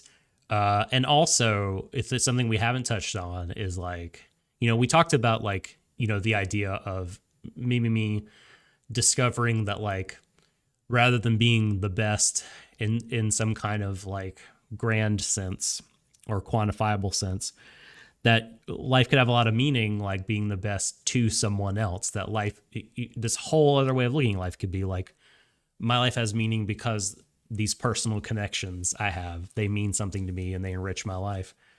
And that could be like, you could be seen as having a rich and successful life if you have a lot of connections, right? There is one thing I just want to interrupt and just point out, though, with that particular line of thinking that is potentially very dangerous, which is to believe the value from that is derived from being superior to others. Like, you might not be the best. Oh, totally. Yeah, and I don't think Tomozaki's. I mean, Mimi's too polite, too it's good-natured. like yeah, well, this is like I'm setting it in contrast to a competitive structure. Yeah, Not even a competition. It's like everyone can have meaning and everyone can have a valuable and rich life through relationships, right? Is the other way you could look at it. But there's also through Me we see, and to some extent we've always seen through Aoi, that life is not a game because life is not a meritocracy. Life is not something that always rewards equal, like the amount of effort you put in with equal reward. In fact, sometimes you can put in a lot of effort and you can get fucked, and that's just the way it is, and you can't do anything about it. And you're not at fault because you did everything you could, and things just don't work out, or freak accidents happen, or like just a million different things, right? And she's gonna try and try, but like she's just not gonna beat Aoi no matter how much effort she puts in. And that's not her fault. Like this is another way that life does not really fit into the kind of neat structure of a game. It's just something else. And I do think that, like, you know, for people who are socially awkward, it can help as a coping mechanism to limit, for a brief time, to limit themselves to seeing life in terms of gamification. But it's a step in this process. It's a way to build out to having a better social life. And it's like just means of like putting your toe in the water and getting a feel for things and just having a structure and a way to approach social interaction, but not like a real sort of statement, like a metaphysical statement about what life is as such. You know what I mean? So there's that. And okay, let's directly tackle Yukinon's question. Have I ever found myself in a similar situation to Mimi's feeling inferior and jealous of a friend despite knowing it's wrong to? Absolutely. Absolutely. If yes, what did you do with these feelings? Well, I talked to the friend. I was incredibly jealous of my best friend, and we remain best friends to this day, but when we were in university, he was extremely popular, extremely funny, could always, like, just was socially adept in ways I can't dream of being. Never could. Although I've come a little bit of a way since then, to my credit. But like, good. But yeah, he was like, I don't know. I was just really, I mean, I loved him and I still love him. But even at the time I was like, man, so jealous of like his ability to like control a room, to use Aoi's language, right? To like walk into the room and be the center of attention and always like be able to talk to ladies and have relationships and like friendships and make people laugh and everything. And it was just, you know, there was a lot of resentment and frustration that I, you know, didn't deal with for a long time. And so eventually I just talked to him. And like, I know that's maybe not the approach everyone will take, but like we were close enough and good enough friends that I just talked to him about how inferior I was feeling and, you know, and everything like that. And I don't remember everything about how the conversation went. You know, there may have been, it may have begun kind of bumpy and rocky, but like we eventually settled into this place where like he totally understood where I was coming from, and you know, and just he helped me, you know, tried to help me from then on out, like gave me good advice and like, you know, so I guess in a way he's kind of a little bit of the answer to a question that Rackham was saying. Although it wasn't quite to the level of me. You know, he did what he could to kind of help me in terms of not being so socially awkward and learning how to, you know, just be in different kinds of situations. So yeah, I totally have felt that feeling and dealt with it unhealthily by keeping it bottled up, but eventually by talking to the person and we came to an understanding and came to a better place, and our friendship ultimately did not suffer for it. You know, we're still friends to this day. Excellent. Excellent. There's just something else I should mention, by the way, because there may very well be people listening who will hear me say, like, you know, I just realized one day that it didn't matter. I don't mean to say that to treat it lightly or to treat it as like something that will, you know, just happen overnight. It takes time. It is no substitute for, you know, actually seeking professional help if you need it, as I did. My only advice would be, like, I can say this, and I think that there are people out there who may listen to this and they might understand it intellectually, but there's a difference between that and understanding it emotionally. And that's not me saying that, you know, that's your fault for not understanding, because Lord knows I've been through enough times where I just didn't accept the answer, didn't accept the reality of situations. So that is my argument, though, that I think it matters. And I'll tell you why it also matters as well in relation to Tomozaki, because this show, like, I know I talked about it turning on a dime, where I initially thought it was just like, you know, light harem blurness that I didn't really care all that much about. I just thought it was very, very strange and very, very flailing. And part of my original feeling about that was, yeah, that's a good word to use to describe how you see a show. I like that. And part of the thing I felt about that was that, like, you know, you had the OP and it presented it as like this harem setup. And all the girls have got all these distinct personalities, so you get to pick which one's your favorite. It's like getting your chocolate box, you know. We've all made that metaphor before. Standard VN, an eroge paradise. Pretty much. But this is the thing, and this is going to tie into a talking point later, where I feel conflicted in how I want to look at this show, because on the one hand, like, I can actually point to say Mimi and just say all of the character attributes that she presents are entirely there for, you know, basically the amusement of a male audience. You know, hey, she's like really super bubbly and extroverted, and she likes, I suppose we'll just call it what it is, sexually assaults fellow female classmates. That kind of thing, you know, isn't that like kooky and interesting? Is that like, you know, an appealing characteristic in a woman or a fancy woman for you? You know, young otaku living at home who's like basically not too dissimilar from Tomozaki, except your room is filled with trash bags. Is that not too dissimilar? You know, that kind of thing. And that's 100% there. That is absolutely, I agree with you, and you see it and you can't not see it. Like, that is a truth about the show that, whether you love it or hate it, I think you have to reckon with it. But one argument that I can make about, you know, in support of my own theory that, hey, let's not try and measure ourselves up to other people so much. Let's measure ourselves against ourselves here, you know. Let's not like invent a league in our head of where we belong relative to a particular set of people. Like if you're, for example, an artist, let's not rate ourselves against that. You know, like there's a million and one different factors. But rather, one thing to note is that Mimi, she is, as I said, very explicitly designed to fulfill, like, you know, this particular character archetype for the pleasure of a male audience, like, you know, as in like basically for best girly-based wife. You know, all this sort of stuff. But she's also a unique character, and that uniqueness distinguishes her from Aoi. And the very fact that you can have that argument as to, and it's not an argument I have any interest in, I'll just say, but the fact that people could theoretically have that argument is actually just further proof of the fact that, you know, there is a different standard. There are rather, you know, the standards that she holds herself to are, you know, only arbitrary. Now, granted, there's something a bit weird about like how that then objectifies her and all that, but rather the point I'm trying to make is that she is a unique character in the show, and that uniqueness is something that should, in theory, be celebrated in terms of this being a work of art. And it ties into the idea that her character and her position in the world has value. She interacts with people in a way that no one else does. That makes her stand out. And we talked, of course, about like her relationship with, I think it was, what was it name again? It was the other one. Tama, yes. Like, you know, that's a relationship that she has that does not replicate elsewhere. All the little things that people bring to the world, all the little like quirks and the unique elements, like, you know, these things that form us as the individual have worth and meaning. It like because they're there. Speaking of the inherent value of the human soul and its individuality.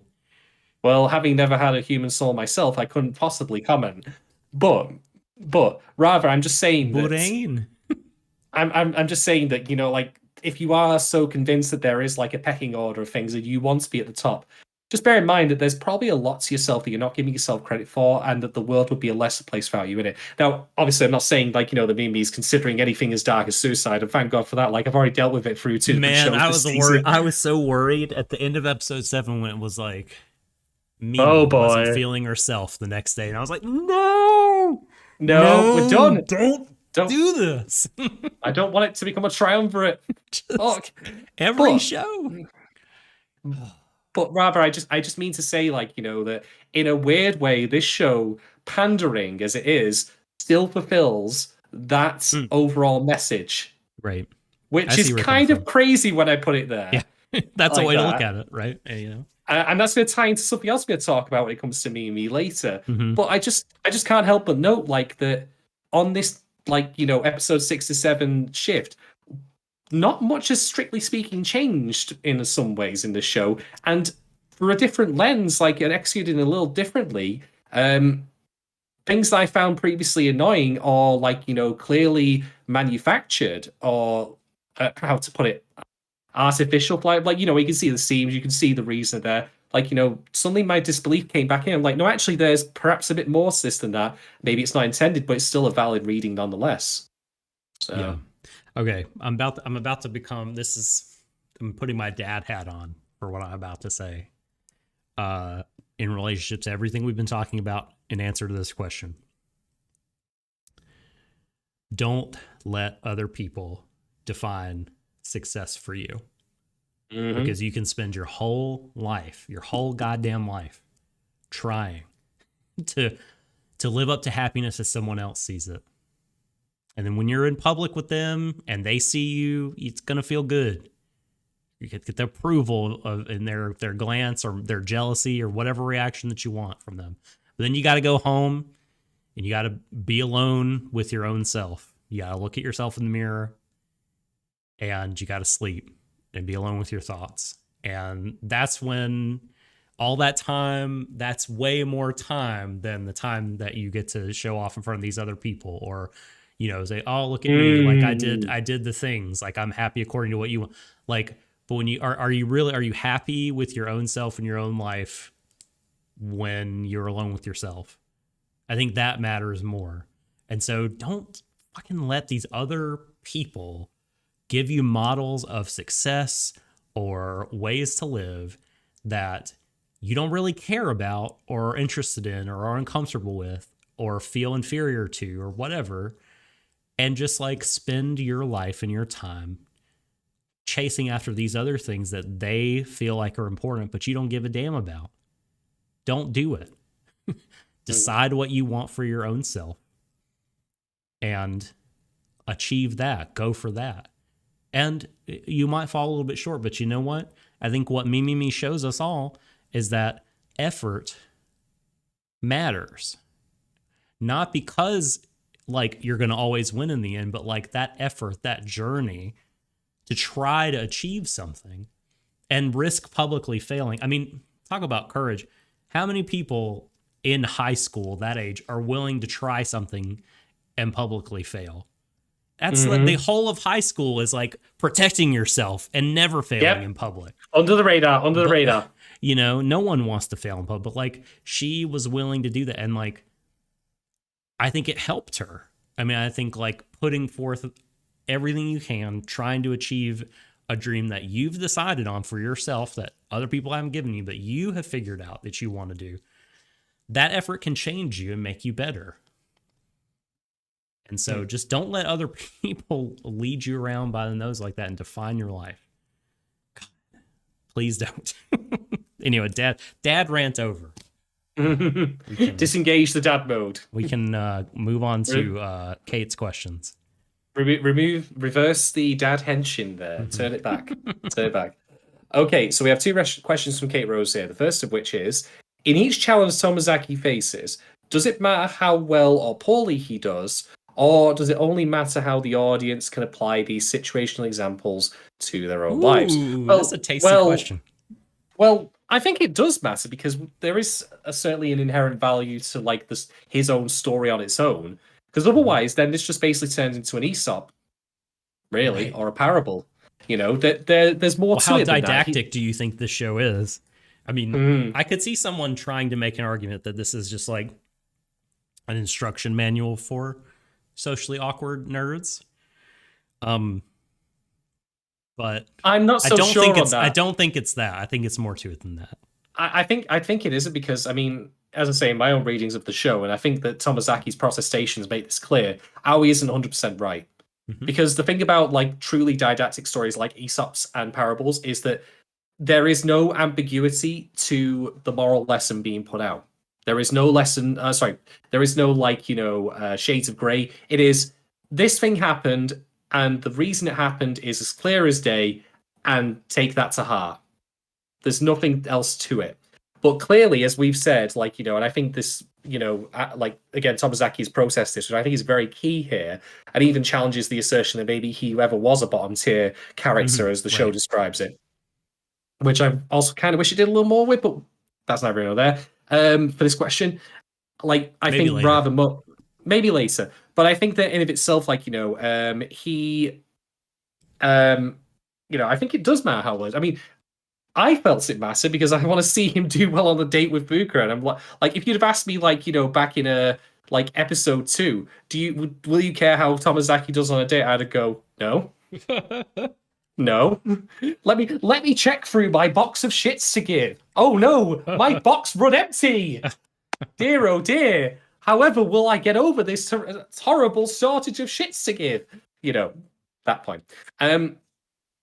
And gosh, I think it does still matter that the audience can still take lessons home, though, because on the other flip side of it, though, as well, we also run into the problem that, if they are so inapplicable, then the show loses its grounding, and therefore it becomes hard to relate. Because I think that, the plausibility of these lessons and Tomozaki's success is key to also getting on board with him as a character, I would say, because if it feels that the show just takes it too far, where they expect him to suddenly gosh, how best to say it, where they expect him just to reinvent himself without any guidance, and just suddenly he becomes a brand new character in the space of an episode, and suddenly he's got 3 girls hanging on his arms or whatever, that kind of thing, and he talks he's from fucking Riverdale or something. Smoking a cigarette behind the school. Yeah. He's got a he's turned into he's got all those hairstyles. What were they called again? That particular style of Japanese delinquent. Oh right. Is it a Yankee? I think it's a Yankee. It might be, but you all know which one I'm referring to. It's the Josuke Higashikata hairstyle. Yeah, that one. So I think that both of these things, that it matters in sense of because his narrative matters, in its own right. Even if there wasn't any moral posturing or moral posturing, but more lessons built into the narrative that could be taken over it should still matter. His story should matter, because otherwise it just becomes a boring everyman table. And I'm not here for very simplistic moral lessons, to be honest. I'm not here for that kind of stuff that's for 4-year-olds. No thanks. Even if it was just a lessons thing, I don't know. I think it will be more than for 4-year-olds. Well, yeah. I mean, obviously it's not. You know what I mean? Is in the sense yeah. But I think also it's worth that the lessons can be applicable. And again, these two things are not mutually exclusive; they feed into each other. Does it matter how well or poorly he does? I mean, just certainly for I mean, I'll just say I agree with your answer. I don't really have too much to elaborate on. I think it matters, for just purely the sake of the plot and the show trying to establish over the long term that Tomozaki may have different ideas about how to have a rich offline life. But like you said, the buy-in from the audience is important. So yeah, it's probably a both and. So yeah, see Shadon's answer for the long answer. Fair enough. Next question. Did the outcome of the election actually matter to the show as a whole? And what purpose do you think it serves to keep showing Aoi as an OP character IRL? I don't think the outcome matters, to be quite blunt. I Oh, it think totally that did though, right? Because to the Mimi's whole show. thing. Well, Mimi's whole thing would Well, be totally different. You know what I mean? no, Like no. if she The won. frame, the frame of reference I'm referring to here is that the the election outcome, as I see it, it was. I mean, it was always going to be a case that like Mimi was not going to win because if she won, then like it wouldn't. What would be the lesson to take away from all that? You know, it'd be a bit like then we wouldn't have any of Yeah, her arc. Yeah. it'd be weird. But when I'm talking about the outcome here, I'm referring to the broader implications beyond what happens with Mimi's arc. Because after all, Kate did say to the show as a whole. So we're not talking just in the sense of like how it affected Mimi's life. Well, listen, I mean, she's like a crucial part of the show. I mean, the whole like everything that the show is trying to say, like that we gushed about the show saying in a slow and subtle way, like, hey, maybe life is not a game. Maybe there's more to it than that. Maybe there are other ways to look at it. None of that would have happened if she won the election. So. No. I agree with you, but what I'm saying is I don't think that the election will matter in any other way other than to have served as the starting point for this little arc about Mimi as a character. And by that token, I would then argue one could in theory replace it with something else. So I think, because what I think Kate's question is focused on here is it being specifically an election and what that means like for the school and all that. I'm like, very confused. I'm very confused. It doesn't matter. Answer. No, I look, I am 100% in agreement with you that it does matter in terms of like being the springboard for Mimi as a character, but that's all it's going to matter for. But also the show as a whole, the message, the main message of the show that we're talking about hinges on this election going this way. Well, maybe I've just got a different frame of reference to what the whole of the show means, because I say we've got 4 episodes left. So maybe I'm thinking in terms of like it having an effect later on in some other way. But as I say, it's just merely a springboard to allow the Mimi arc to happen. And that's why ultimately the outcome beyond Aoi winning doesn't matter for the rest of the plot of the show. That's what I'm trying to get at. Oh, I guess I see what you're trying to say. It's like to me, and just the way I read the question is like that. I mean, if we're right and that what the show is trying to say is that framing life as a competitive game is either straight up wrong and dumb, or it's one way to look at it, but maybe not the best way. There are other ways. To me, like the election had to happen the way that it did with this character, and it couldn't have been replaced.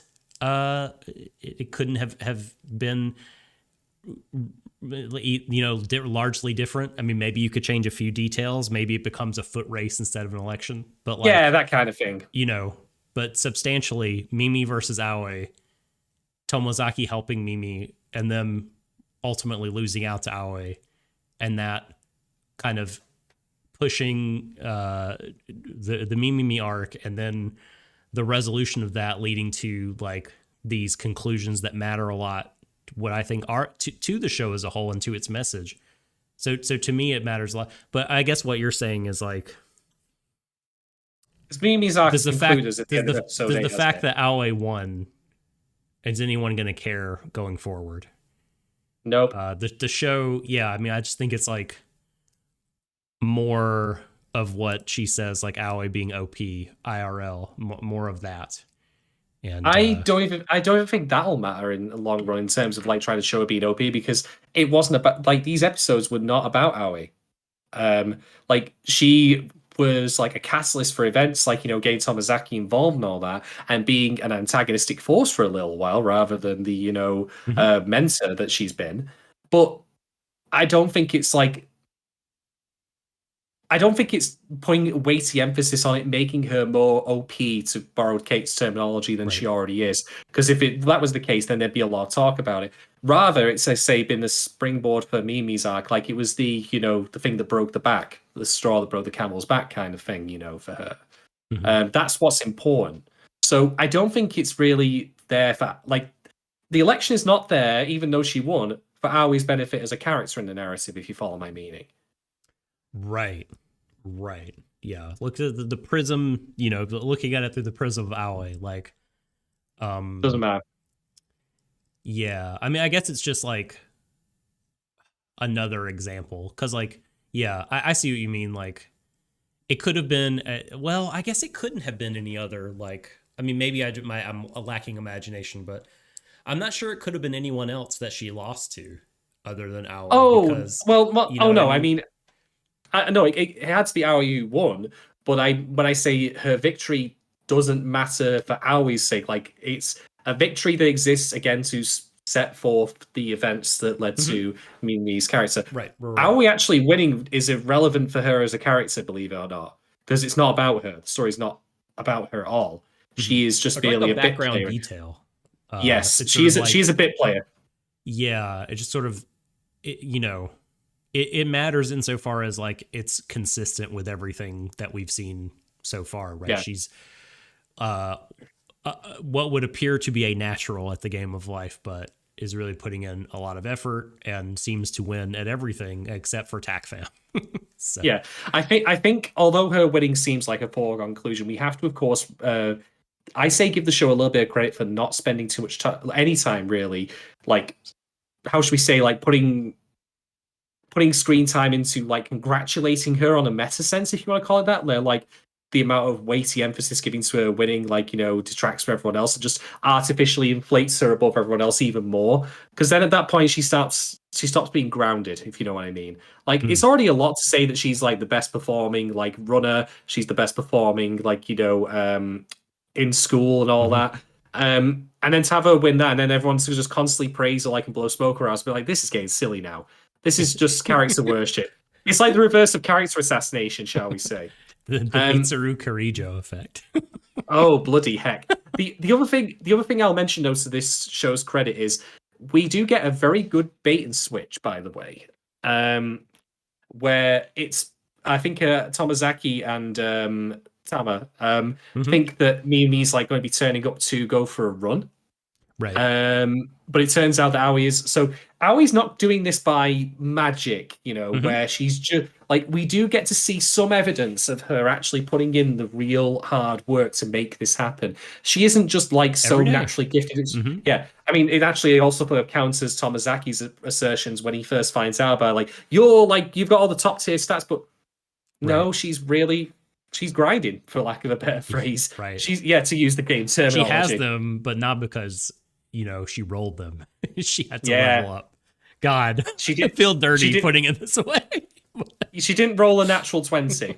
Yeah, but she's worked on the stats, and exactly. Anyway, yeah, grinding. Yeah, kudos to the show for throwing that in, because, like I say, while I do ultimately not think these episodes are about Aoi, as I say, she's an instigator of events, but it's not about her. We still get that little detail that I think is very key. I think that it's worth it being there just to help keep her grounded. Mm-hmm. Yeah. So Kate says in chat, it's weird that TACFam, is this thing that Aoi is participating in and trying her hardest in, but she's second. Much like her middle school basketball tournament. But this, she doesn't have to depend on other people. It's just her and the effort, which when that's the case, it seems like she always comes out on top. But I don't know, maybe this will be part of what convinces her that being on top and that kind of thing is not all there is to life. Who can say? We shall see. We indeed shall see. Although, I mean, when we were talking about that like middle school basketball game, I just keep thinking of the whole group project thing. We've always got that one fucker who just doesn't turn up and does very little. Yeah, it's true. Oh man. But so what purpose do we think it serves to keep showing Aoi as OP? I mean, you think we sufficiently covered that? Yeah, I've covered it. I don't think it does, because the show doesn't place weighty emphasis on it in a way that's meant to like build her up as a character and make her seem exceptional. It is there again strictly for serving Minami's plot. Mm-hmm. And that's to the show's benefit that it does that, by the way, because there's a difference between a character winning something and a show placing heavy emphasis on them winning, if you know what I mean. Mm-hmm. And the show doesn't do the latter of that, because it's not about Aoi. It's not about making it like seem like ridiculously OP, really, to be honest. Well, yeah. Well, I mean, and she is that already, so it's just sort of like, well, yeah, it'd be a bit too much. So, like, I will say this for the show, and maybe I'm a sucker, but there was a point in the middle of the campaign where I thought that Aoi might actually lose. Because I was like, oh, what are they going to do? Are they going to... And then it was cool, you know, because there was dramatic tension. And I was like, well, are they going to pick this moment to, you know, take Aoi down a peg and be like, the student has become the teacher with Tomozaki applying her rules and that kind of thing. But they're going for something different and something better, you know, because what happened with Mimimi was infinitely better than that. Yeah, to be fair as well, though, like, Aoi wins, arguably, because she just copied the notes of Mimi and Tomozaki. Like, gonna go straight for the populist politics, you know? What would have happened if... I'm gonna get air conditioners and the teacher's gonna pay for it! What would have happened if Mimi had gotten to go first? Presumably, Aoi would have had, like, Mizuzaki, or his name is, like, stand on the rafters with a phone. They've got all the plans covered, I'm telling you. So do you think they would have done the other thing? I don't know. Like, because it seemed like her whole victory hinged on the fact that she went first in the speech to cut the legs out from under Mimimi's strategy. Just because she already heard about what it was. But I don't know. I mean, look, that was a really good... I really enjoyed the election, and because, again, I thought... The election itself, I was like, oh, before. Like, yeah, I know. This is I'm enjoying an election for once. I was like, man, she could, you know, actually win. Like, this is great. And I was really enjoying the time that Tomozaki and Mimi got to spend together. You know, I was thinking, maybe they should end up together. They're really good together, you know, that kind of thing. But I really liked all of that. So that was good stuff. I think that's the last of our questions, right? Yeah, it is indeed. Okay, excellent. Thank you all patrons for sending in your questions this week. If anyone out there listening on the free would like to send in questions, again, subscribe over at patreon.com/Warui Deshou. And if you are a patron, you know, consider sending in some questions. Be part of the discussion, get involved, help create the content that you listen to. Indeed, feed us with ideas and things to, like, you know, cogitate on. Get them in there. Challenge us in whatever way you wish, except a guilty because I can't be asked playing that across the continent. Fuck that. Netcode shit. Right, so I suppose we're moving on to Saki Boys now, we don't. Okay, yeah. All right, so go for it. I've got a small thing to start off with here. This was in episode 7, and Tomozaki, as a show, very occasionally has moments that stick out to me in terms of the way it's directed or storyboarded. Okay. I'm trying to pay attention to this stuff more often because I've missed out on stuff on Dan and Zen that I feel embarrassed about for the fact. So I'm going to make sure to bring more of my A game to that next time. But there's this one thing that I thought was actually kind of brilliant, even though by conventional standards, like, this kind of like storyboarding and editing would be horrific. And it's the most simple thing in the world. And it's basically Tomozaki bumps into Mimimi in a corridor. And what they do is they have Tomozaki coming in from the left-hand side in the long shots. Like, you got my hand here. It might be going from the opposite direction depending on if the video is flipped on YouTube. But you get my point. Yeah. It's a side-on shot of him walking. And then we go cut to massive face of Mimimi right in front of him. And she goes, "Hey, Tomozaki." And it's startling. It's completely out of nowhere. There's no like continuity of like, you know, framing from like, you know, the previous shot to this one from the previous like animation to this. It's such a jarring edit that I would if I were not being generous, if I were feeling more like, you know, snarky, I would say, whoa, that was fucking weird, that was random. But is that not Mimi's character to just literally be so in your face, extroverted, and just appear from nowhere?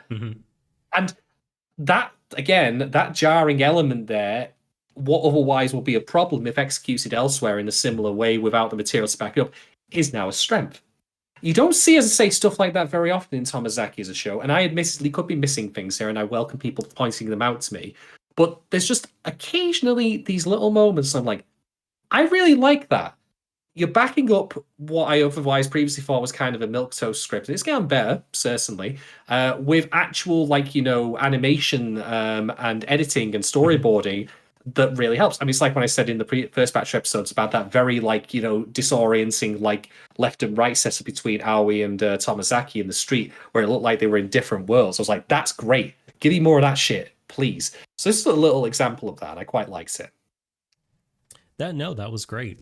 That was really great. And now that you pointed out, I really like it when sort of those like technical aspects of the show are like obviously reinforcing narrative aspects.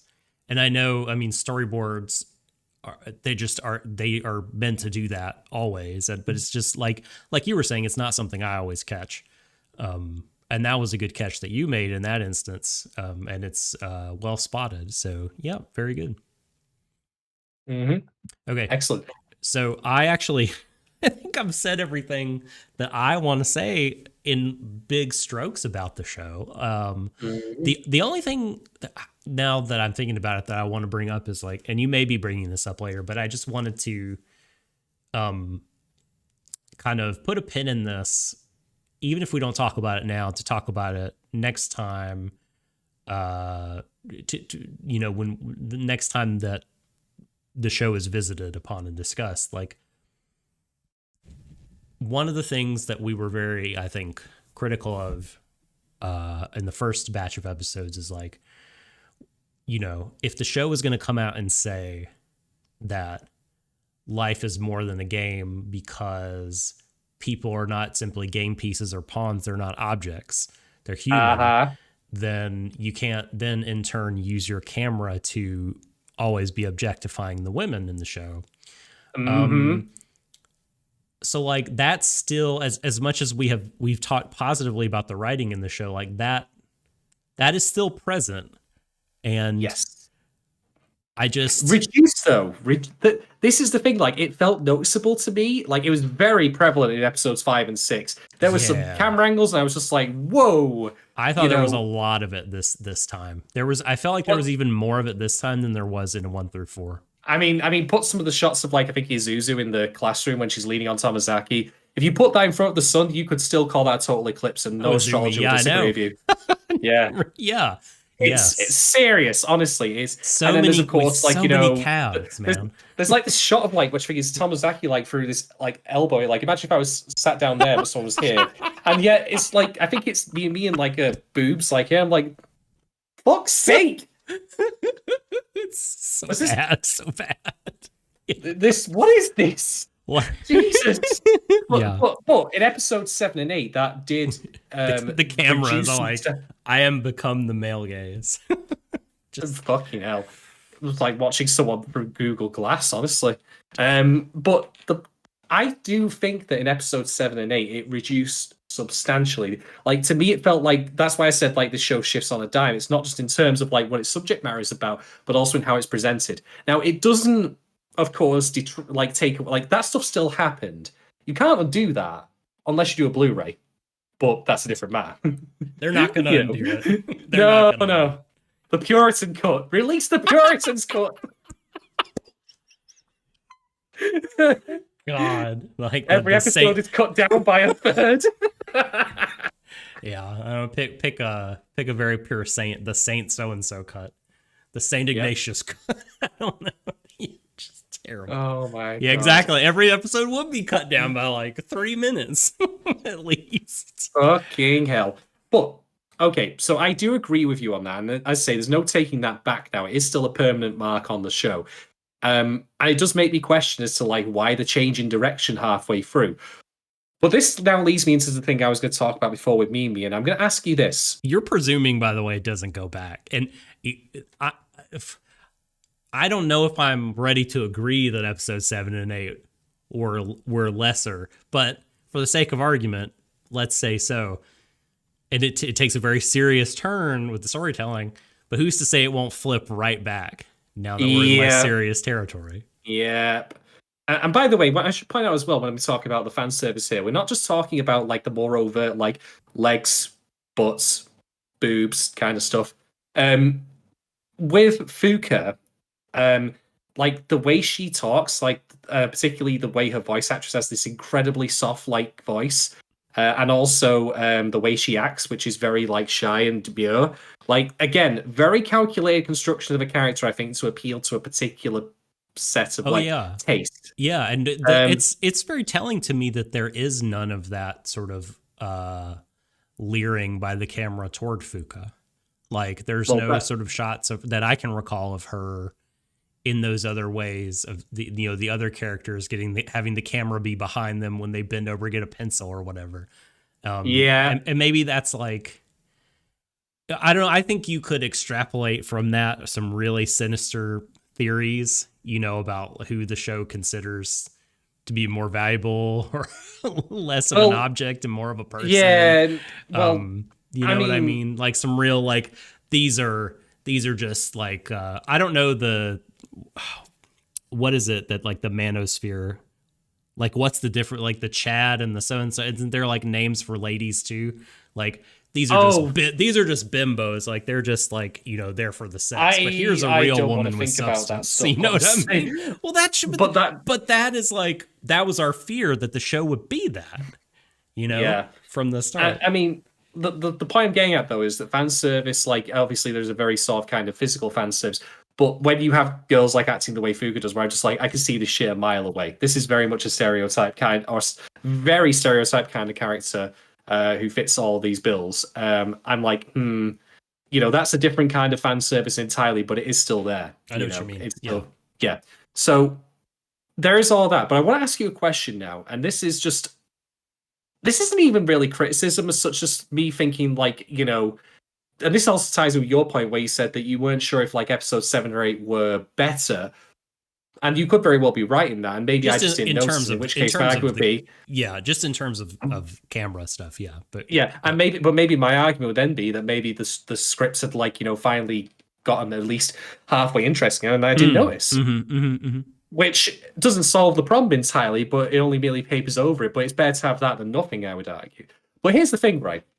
Let's talk about Mimi and Tama and all the things Mimi does to Tama, because that in of itself is also a kind of fan service. Let's be very clear here. Before you, just hold that thought very briefly. I just want to quickly say, for my own sake, that I'm not anti-fan service. Like if someone is listening to this like podcast series divorced from other WD, like without context of what I said about other things, like I'm not anti-fan service. Like I'm pro it and it's good. I'm pretty sex positive person, and like, these characters are just drawings. They're not real people, so I don't think that the same kinds of things are at stake as are in other cases. But like the point is, like I don't mind. I'm good with fan service of my anime. Like I don't have an issue with it.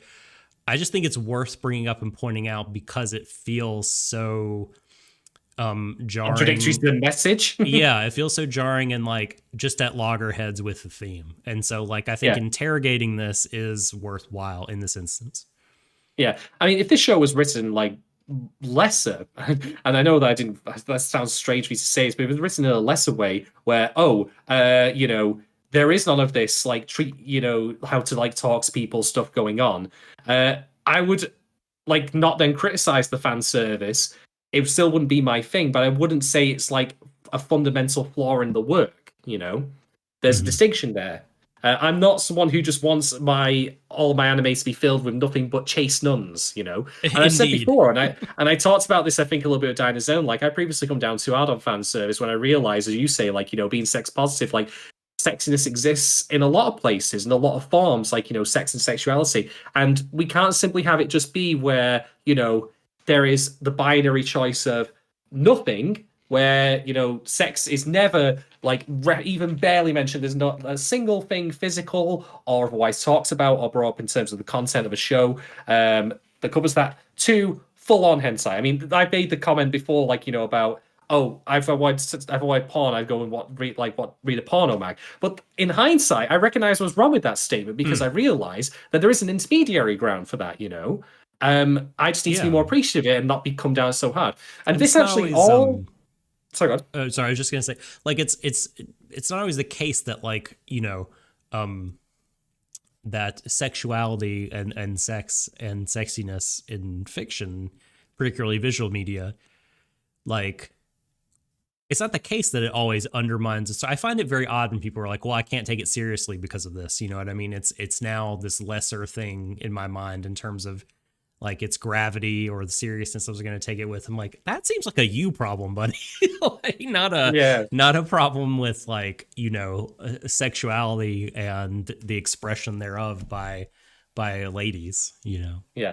I mean, in my defense, like with that, you know, porno mag comparison, I also didn't say that I would never criticize a porno mag for featuring pornography in it. And so if a show was ultimately, you know, has that kind of like fan service in it and it's not trying to put in like, you know, the kind of messaging we see in Tomozaki, which is about like, you know, treating characters, then hey, go nuts. Ain't my thing, but that is merely a matter of taste and not a matter of criticizing the flaws of a work. There's a distinction to be there. So, after that long roundabout, this is actually leads into, funnily enough, quite nicely my point, which is Mimimi, do you think she might be queer? Oh, I think that's a that's a difficult question. I mean, like, gosh. Or rather, let me just point this out right. Whatever answer you gave me then, and I'm not going to be. I don't mean to be disparaging it. It actually doesn't matter, and I'll tell you why I think this is important. Because what the question I should be asking you, Doc, is: are you open to the possibility of her being read as queer? Oh, yeah, of course. Okay. Now let me ask you a question. If I had asked you that at the end of our previous block of episodes, would you have felt similarly? That I was open to her being read that way? Sure. Yeah. I'm open to like people reading. Do you mean, do I care how other people feel about the fiction? Because I typically don't. No. Do I think it's a legitimate reading or whatever? I just mean in terms of like, can you see like some evidence there? Oh, I see what you mean. Okay. So yeah, am I do I take it as like a live option in the way that I'm reading it? Yeah. I think I would have thought yes in both cases, but I probably would have felt stronger about it after this set of episodes. That's like, exactly just like more my time. point. Yeah, more time to get to know her, more sort of her like kind of opening up and unveiling her emotions. Whereas like in the first bit, you could be like, well, this is just like an act. This is just something that she does to like when she's typically Tama in episode 3 or something like that. Just playing with other people as part of like her little, you know, fun games and the way she relates to people is what you could see, but definitely more evidence this time. Sorry, go ahead. So I bring this up because this again ties into what I said about her even existing as a character to begin with, where what we see as traditionally being pandering elements, the fact that she's like so, even like to the point of a negative element of her character where she just violates Tama's space, literally hides under her shirt, and like what a weirdo, man. That was fucking something. Lickety. The subtitle said lickety. Yeah, that was a fucking thing. That was the fucking thing. And I like all that stuff to me like can be read simply as, well, it's just there, you know, for the guys who are into their Yuri. It's Yuri, isn't it? Sure. Oh yeah. Mm-hmm. Oh phew. Yeah. I was thinking to say Yaoi though, like, oh Jesus, he got it wrong, and it was just gonna be like a big noise, like a big buzzer noise, like he's fucked it up. But like on QI, when you say the right answer, or rather the most obvious answer, you just get like all the alarms and klaxons blaring. But anyway, like you can, but what could otherwise be seen as there, like, you know, as Yuri fan service for a straight audience, like on a, like say, just for a little bit more, it suddenly changes to being an open question, at least as I see it as a cis-ed guy. And again, that's the limited perspective it is, so I'm not going to pretend to be some authority on this. Indeed, if like someone who was LGBT plus says said, actually, no, we think Mimi's a terrible, terrible queer character because she has no boundaries whatsoever, it's a bit silly, I would be like, that's fair. Sure. But the fact that I'm even now open to this as an interpretation of this show, something that ostensibly doesn't really matter in its long-term like plot. This isn't like, say, Utena, for example. Again, unfair comparison, though that may be. Not much is Utena. It's a high bar. Well, yeah, I know. But like the fact that like we've gone so quickly from, I just simply consider this to not be like, you know, readable in a queer sense, but rather just for the male benefit. Right, but now that she's been characterized more, all these other things start blossoming out from that. And it really goes to show how just a little bit of extra work can go a long way into like making a character feel more real and making what otherwise are fan servicey actions feel like they have more substance, to the point where even this question is being asked. Like I say, the ultimate answer that you and I might have, if she's queer or not, if she is gay, actually isn't the most interesting thing here. What is interesting is that we're now, or I feel now, that this question even came up in my mind as I was watching this. And the fact that the show has done that, I think, is actually to its immense credit, because it goes to show like how questions that aren't even, like, as I say, relevant to the show's overall plot about this character are still now cropping up. She feels fleshed out, like, and three-dimensional, as opposed to what she was previously, which to me was just harem girl number 2. So the fact that I'm even asking this to begin with, the fact that I feel this is now a possibility where it was not previously, the other, like, you know, the like whether or not the answer is right or wrong, or like that, she is or she isn't, the fact we're even asking it, to me, is the show's credit. Again, speaking as a cishet guy with the very limited horse blinder perspective that I have, but it was something that I actively thought about while watching these episodes, and I'm like, huh. Yeah. I did not expect to consider that. I want her to be happy so bad. Yeah, me too. Really me do. too. And the thing is, when I say that, like, you could say, well, she's always happy, but like, I want to be like, there's a thing to know, like, is, and I know that, like, you know, I think, was it Robin Williams? Someone said something said about Robin Williams, something wrong as well. Like, you know, always extremely happy looking down the outside, but suffering on the inside. Like, internally, authentically happy for themselves is what I want. And I think that she's found some measure of that, I would say, at the end of these episodes, even if it did kind of resolve itself a bit quickly for my taste. Like, she quit the club and then was back the next day. I was like, oh, okay. Yeah. I know what you mean. Are you referring to, I feel like I saw this recently where Robin Williams was saying, like, about him and other people that were very funny, you know, or maybe even just comedians in general. But he was like, you know, I think, like, people that make other people laugh and make a habit out of it and try to do it a lot, like, they do that because they really know what it's like to be truly sad, and they don't want other people to feel that way. And so maybe that's, you know, you're suggesting that might be what's going on with Mimi. And that's, I mean, to be fair, like, I feel like something that they've kind of flagged from the beginning, where I've half thought, you know, like, what is this girl hiding? She seems like she's compensating for something, how just the degree of bubbliness which she is. But there, I mean, you know, that turned out to be, it did turn out that there's a lot to her. And, like, I think, you know, I could see her having feelings for Aoi, for instance. I mean, like, how she got so emotional and was crying over the fact that, like, she was jealous toward her. I mean, that hurt her so much that she could feel those negative feelings toward someone that she obviously cared about.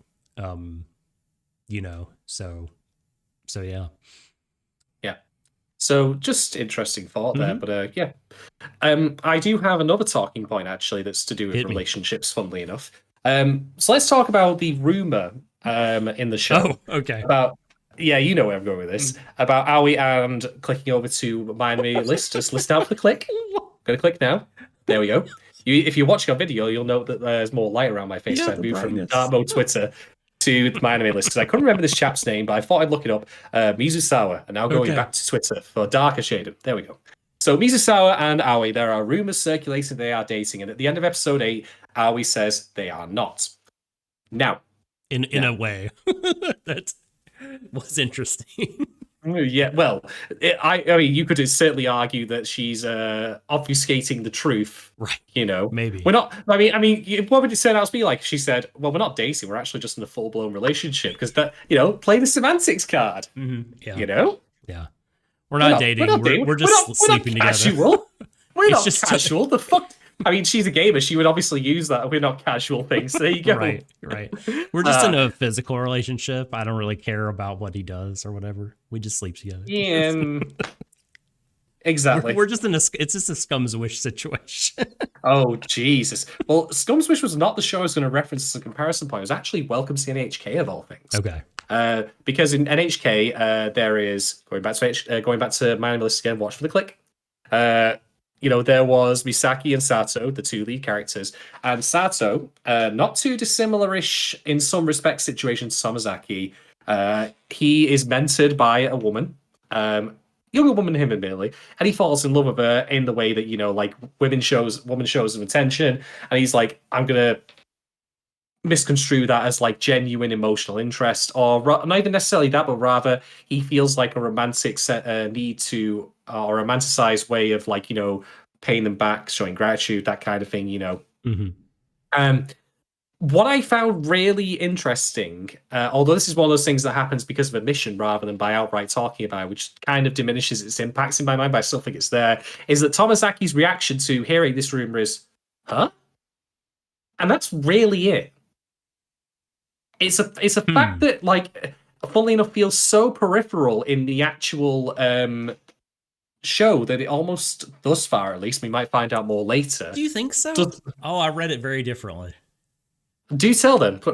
Do tell. How did you read? Well, I mean, I guess I focused more on Tomozaki's body language in terms of like how he reacted to hearing about the rumor. Because wasn't he just sort of like, what?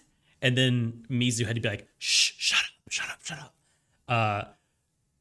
To me, like, he did feel really strongly. He's not a gregarious chap anyway. So like, he's not going to talk about it a lot. I think he wanted to ask about it, and because like during the debrief after the election, she was like, or no, not after the election. It was after the mall, after they went shopping, and I was so mad at him, saying like, "Well, you didn't accomplish your goal. Do you have anything to say?" And he was like, "Actually, yeah." And I feel like he was just thinking about it. He's going to ask her about them dating because he wants to know, because it's bothering him. And then Aoi said, "It better not be some lame ass excuse that makes me mad." And he's like, never mind. And kind of clams up about it. But I think he's concerned about it throughout the episodes. That's how I read it. I didn't. And the reason I didn't is because this is, again, something that happens when you do this in a show. Once you have a character with an internal monologue that is explicitly targeted only at the audience, anything that should feel... Yeah, anything that is the character feels is important should be included in that, in my opinion, because there is no social stigma, involved in reciting something in your head unless there are psychics around. I don't think there are any psychics in this show yet that I know of. Could turn out that Aoi is. Maybe she starts playing TACFAM offline with him and she could just read him. He's like, how the fuck? But that's why I didn't take it as an important thing. But the thing is, I think that's actually still, if I'm right on this, and it's not that big of a deal, and he was just more shocked in the sense of that he didn't know, rather than I didn't know and actually really am into this girl and I'm like, oh shit, I've just realized it, my head is exploding, this kind of thing.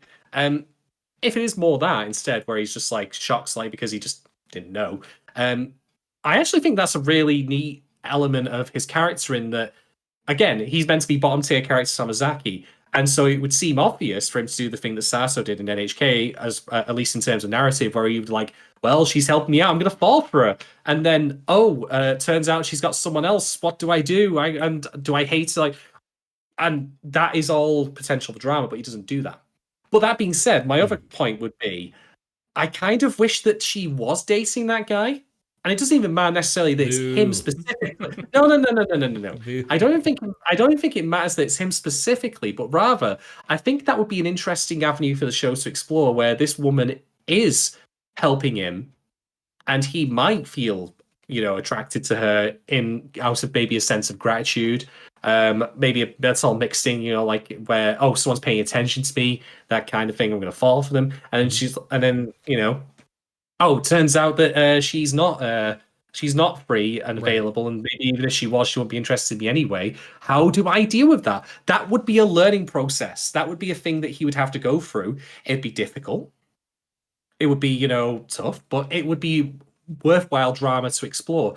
And so part of me kind of wish that would happen, because also I think it's then would have dispelled a little bit more of the shows like, how shall I say, baggage of it's a harem show.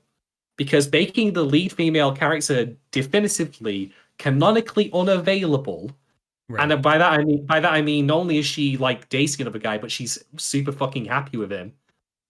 That's different and interesting, and provides potential for interesting storytelling. But unfortunately, the show has not gone quite far enough in casting off its like previous shackles. Right. So here's my take on all that is like that I don't think any of that will be bad, but I think it will be kind of contrary to the character. I think that Aoi to be winning at life in her mind and sort of to captivate everyone in all social situations. Part of that, I think, for her means she has to be available. I think she wants to be desirable to everyone, and to be taken means like she won't be desired by anybody anymore. I think that there's something in that for her. But I do think, I mean, just to go back on the point, like the way I read it was like, again, Tomozaki reacting so loudly to hearing the rumor, Tomozaki wanting to ask her about it, but being discouraged by her. And then I think the fact that he blurted it out to Nakamura in episode 8, you know, the whole like, is it true? Like that shot, you know, is it true that they're dating? And then they made fun of him. I feel like, you know, it was like a Freudian slip because he's like looking for something to talk about. Oh God, I gotta talk to this guy for 3 minutes.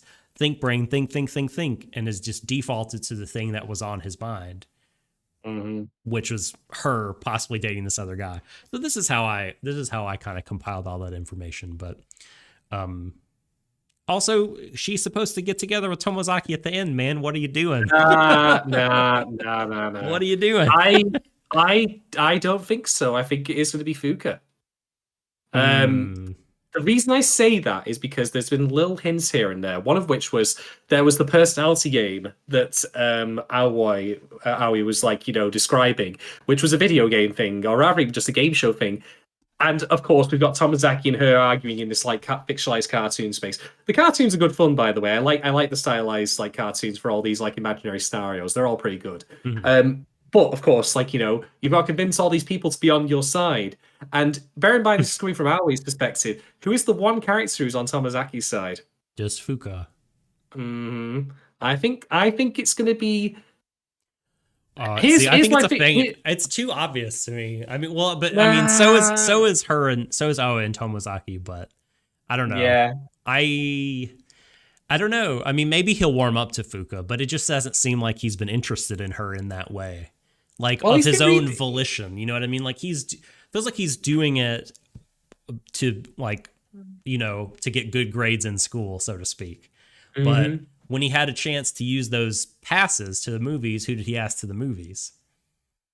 Yeah, it wasn't Fuka. It was Aoi. Yeah, oh, it was Aoi. Yes, sorry, you're right. You're right. You're 100% right. But I think what we could see is maybe that on the date, like, you know, he has a epiphany. This is a good counterpoint. Yeah, he realizes that, okay, I went on this date for this specific reason. Sure. But now my motivations I've fallen in love for real. I've fallen for real now that I've spent some actual time with her outside the library where we can talk. And I mean, he did have that moment when he was like said out loud under his breath that she was super cute. And he was like, "Oh my God, I didn't mean to say that." You know what I mean? So maybe he's like slowly falling for her for real. Are we gonna put the money down on this? Like you're going for your team Aoi, I'm team Fuka. Yeah. I'm just like, signs are there, but maybe it could be no one. I mean, funnily enough, like by the logic of like Aoi wanting to be like, you know, desirable to everyone and like win at life that way by being unattainable, maybe Tomozaki himself realized he doesn't need a girl. Maybe because again, to tie it back to life. Horimiya, the one lesson that Horimiya gave that I actually thought was pretty good at the end was, hey, you got a girl to sit on your face.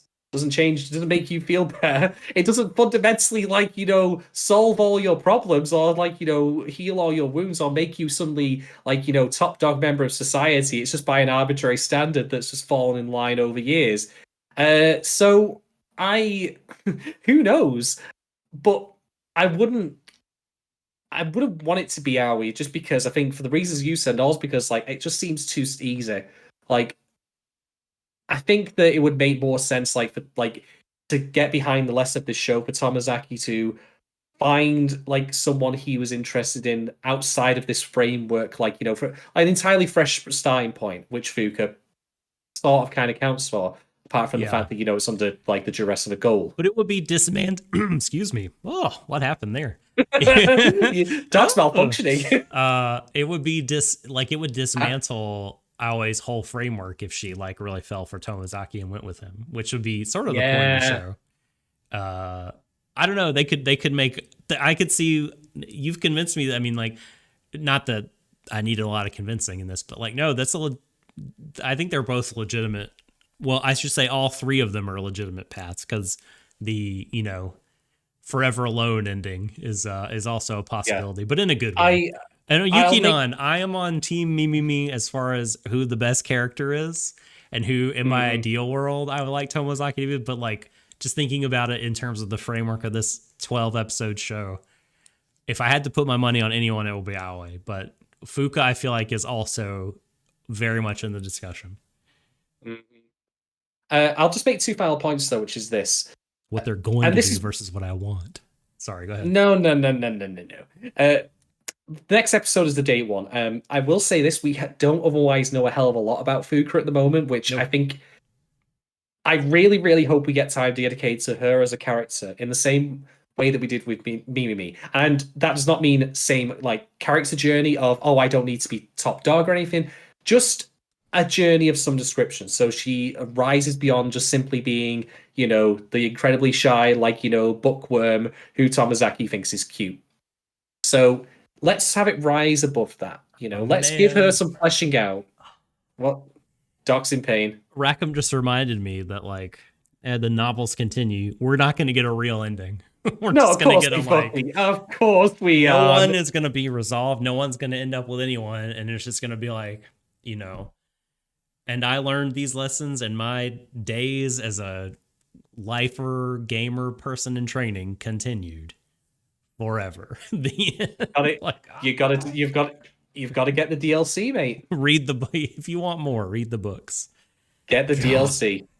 Or it's like, to borrow the fighting game thing, it's like buying the fourth iteration of the same game after it's been updated over the course of years. The season pass. You had to do it. Pretty fucking much, isn't it? But the other thing I will note is this, though, and this is something I want to also speak about very quickly with Tomozaki, is that he says, I'm reading these books and I'm really enjoying them for his own sake, which is good. I actually really like this for the point of, it's putting him outside of his comfort zone. I think that's something that a lot of people, myself included, don't do often enough, where we meet someone, it doesn't even need to be, a romantic interest, it could just be a friend, whether. And, I think we should just sometimes try and get out of our comfort zones and try new things. He's tried this book and he really likes it. But, even beyond that, he had no way of knowing that he would like this series of books. But he has nonetheless tried to do this in order to engage with her authentically. He might end up saying, well, I don't like it, but I can ultimately explain why I don't like these things. It's just not my cup of tea, but please tell me about why you like it, because it's clearly important to you. And I'll just throw out there, right? That is an amazing thing to do when you want to engage with someone and connect with someone, romantic or otherwise. Now, I'm not saying you use this to start picking at women or all that, but I mean, obviously, not efficient ways to do that regardless, so don't do that anyway. But I mean to say, I think this is a very fair lesson the show puts across. And I also really like that Tomozaki gets a benefit out of it for himself in the sense that he has actually read this book and enjoyed it, because it just goes to show that outside of the goals that he is pursuing, there are other things, other benefits that he even, Aoi has not told him would be there, that are worth, looking out for and getting a hold of. So, for those of you currently listening on the podcast, Doc has currently vanished into the ether. Took his mask to him. I'm guessing wildly, he might potentially have just gone to fight a bear in the back garden outside his office. Could be wrong. I mean, I'm team Doc myself. I think he'll take that bear. I think he'll bring it back into the camera in a little bit with a leash on. So just to quickly look at the chat stuff here. We got Yukinon asking, the question is how many people know Aoi's real personality rather than the perfect act she's throwing. We could find out. I don't know. I mean, I'll say this is one of my closing points here. I am most actually interested in seeing how the date goes. And Lord knows, normally I would not give one iota of a deep fried shit about any characters going on dates or whatever. I just find sometimes the characters aren't all that interesting or engrossing. But like, Fuka's likable enough in her own right, and Tomozaki, he has put the work in. It isn't just a case of him falling in line and like just falling into a date suddenly. He's actually trying here, and I want to see him succeed at that. So yeah, bring on episode 9, bring on the date. I'm actually genuinely looking forward to watching it. Whereas at the end of episode 4, going to episode 5, I was just kind of, well, I'm going to watch this for the pod, but otherwise I'm just like, "Nyeh." Did you win the fight against the bear outside, Doc? I did. Yes, I did. Yeah, knew it. You didn't bring it in though. I wanted you to just bring the bear in to show off to everyone, but maybe next time. I uppercutted it, so it went flying in the other direction. You have joined a very exclusive club of people, including Brian Blessed and Forkel. Forkel, exactly. Yes.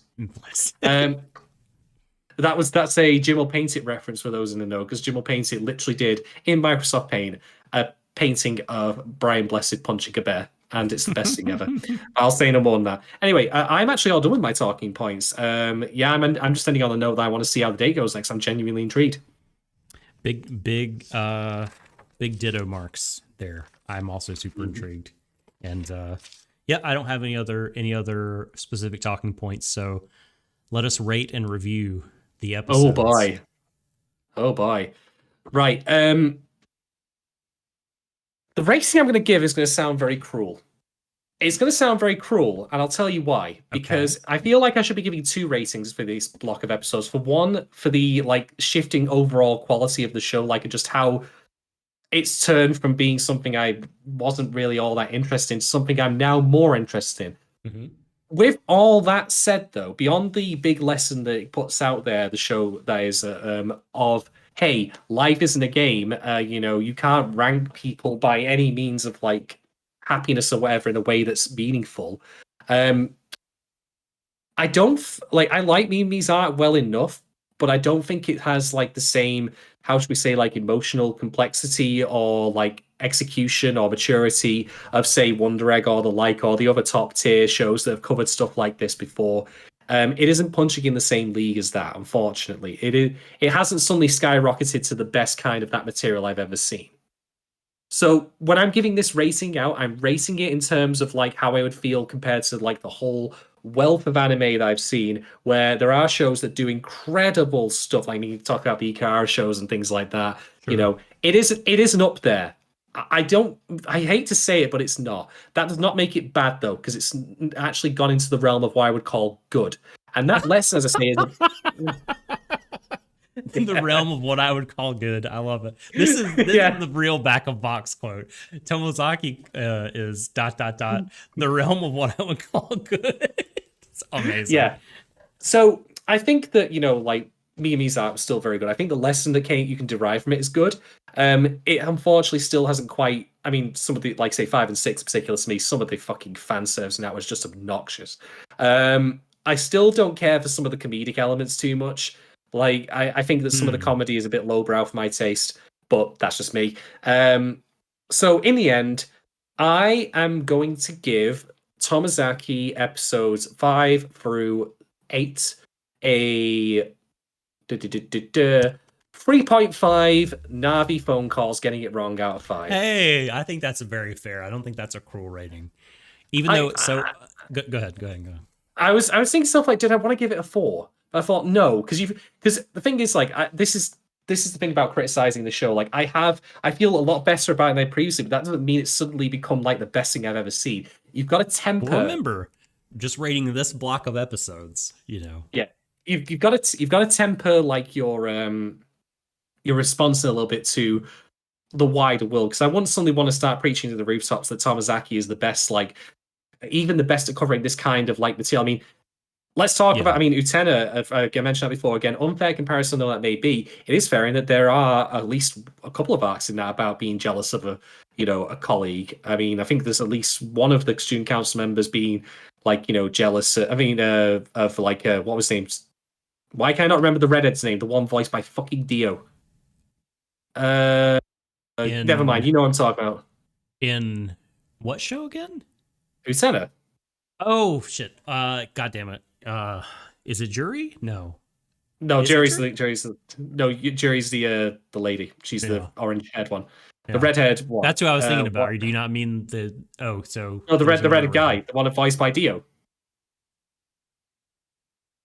The one voiced by Zato. One from Guilty Gear. Fucking... starts with the T's. It's like Toga? Yeah. There we go. We did it. We did it together. Like, yeah. I mean, there's arcs like that all throughout Center, and they're all better than the one here. But like I say, it's still good though. It's still solid. They're still trying. That's something at the very least. They're actually trying. I get the feeling with these latest batch of episodes that like the show has changed from something that was just very conveyor belt, very assembly line, something that has more heart to it. And that still remains one of the more fascinating things about it to me. Like, why has this happened? Was the material always aligned in such a way that this was an inevitability, regardless of how you adapted it? Has the adaptation changed from as someone basically coming halfway through and said, right, sack this shit off, we're doing something else? Like, I'm legitimately curious to it, but I can't deny the results. So yeah, 3.5, cool. See you next time, Tomozaki. Don't fuck up your date. Please don't. I would be in the same neighborhood. I am going to give it 3.75 birthday hair wax cream jars out of 5. Yeah, I mean, like, we rate things differently. Or by that, I mean, we have different systems by which we rate things. Like, I tend to not compare super much to other things. I mean, obviously you can't help but doing it to some degree. But I place a lot on my kind of like my own personal enjoyment and my own kind of experience with something. And so my ratings do tend to shift over time in some ways, maybe more than other people's. Like, the farther away I get from something, like sometimes, the rating will drop as the show fades from memory. And I'm like, well, now that I'm not in the middle of it, maybe it's not so great. Or like Mob Psycho is one that, like, after I finished watching it, I was like, this is pretty good. But like, the more I thought about it and then rewatched it and thought about it and rewatched, like, it's become like one of my all-time favorite shows ever, because I just kept thinking about it and it kept going up after the fact in my estimation. But so maybe this, who knows, like, how I'll feel about this show upon reflection, like after the fact. It may have wormed its way into my brain in some way. I do know that I really do care about the cast. I mean, it has really established that as like this core group of, like, I don't know, is it like 8, maybe 10 kids, like, I really do care about and want to see become happy. I'm curious what they'll get up to. I'm really interested in how they're going to land with the theme, where they ultimately go with the message. So, I'm really positive on it right now. I mean, like you said, it's not like blowing my doors off in terms of, like, man, in the genre, it's incredible. You know what I mean? I know at the beginning of Horimiya, I was like, oh man, this is like up there in rom-coms, and it kind of diminishing returns as that show went along, I think, in some ways. But, this show is improving, and I don't know, hopefully the trajectory continues and we feel fantastic about the last set, and it vaults it from like something that we think is good or very good or like an enjoyable way to pass the time to something truly memorable. But we'll have to see. I mean, right now, yeah, I think it's like solid and entertaining, and I care about the characters. But it's like, I say care about the characters, like I'm invested in how everything turns out. But it's not like a really deep investment. You know what I mean? It's like, yeah, I'm interested in a pulp novel kind of way. Yeah, you're undergoing the deep psychological state known as giving a shit. Yes. Yeah, character drama will suck me in 9 times out of 10. So yeah, I will, however, just offer one thing to go with your point there about how the show has improved over time. That is unambiguously a good thing. Mm-hmm. I'm very happy that we're at this point now where I can say, holy crap, the show has U-turned, and I think that's great. But I'm also going to point out as well, in the wider context of the show, it could have been at least this good from the beginning. There's no reason that could have been the case. Mm-hmm. And Well, I'll be honest. If I had watched this not for the podcast and got to the first 4 episodes, and if people hadn't then suddenly like really egged me on, I'd have probably quit around episode 3. Like, whatever. It's not bad by any means of the measure. It's not No. like, No. it's not making me angry. It's not like misogynistic shit or anything like that. It's not some guy building a slave harem and everyone's suddenly thanking him for doing so. Like, thanking him for the privilege. Thank you for putting the shackle on my neck, sir. Please, can I have some more shackles, sir? No, it's none of that. It's not that. But the first couple of episodes on their own could not sustain my interest, really. I'm watching it with the pod. Now they are sustaining interest. I did say at the very start that I was like, you go, lad. I want to see how the date goes. I do. Mm-hmm. That's authentic and genuine from me. And that's a good sign. But can we not have had the show be this good all along? I mean, let's go back to Wonder Egg. Again, unfair comparison I may be. Like, rocky in places, but consistently very good. Oh, yeah. I prefer a show be operating always on that high level than just like trending upwards. Like, well, still yeah. better than the alternative. Yeah, and I mean, right, there's different ways that upward trending things go. You can start good and get better, you know what I mean? Or like this would just started in a way that even though like I found it enjoyable, like it just seems it started very forgettably. And I'm very, very glad that we have stuck with it because it has like gone far beyond that to be, I think, a quality piece of entertainment. Yep, indeed. Right, well, shall we do our quick announcement then as to what's happening next? We need to get out there, don't we? Right. That is, I guess it's time that we do that. Okay, so I'm not bald. This is a skull cap. I'm gonna whip it off any second. Yeah. No. So yeah, we did tease an announcement. Tomorrow, beginning tomorrow, I will be going on vacation. And I'll be on vacation for 2.5 weeks. And after that, for a couple of more weeks, there is going to be something going on at work that will acquire my attention every single day during all hours of which it is reasonable for Shadon to be asked to do this podcast. And weekends are difficult for both of us for different reasons. So, because I'm a drunkard. because you like to drink and because it's difficult for me to like grab a sufficient chunk of time during, again, a time that's reasonable for you to do the recording, to do the pod. So what we're going to do is what we've done in the past when I've had gone away for a week or two is we just kind of gone on, like took a break for a couple weeks, but because it's going to be so long, Shadon is going to continue running the show by himself. Yeah, he's going to be taking on all the behind the scenes bullshit, as well as doing, the hosting, and it's going to be he and Mark on the Dynazenon stuff. Mark will continue joining me for that. And on the other two, on Tomozaki and Vivi, TBA on that. We may have a guest, but it could be a solo Shadon shows.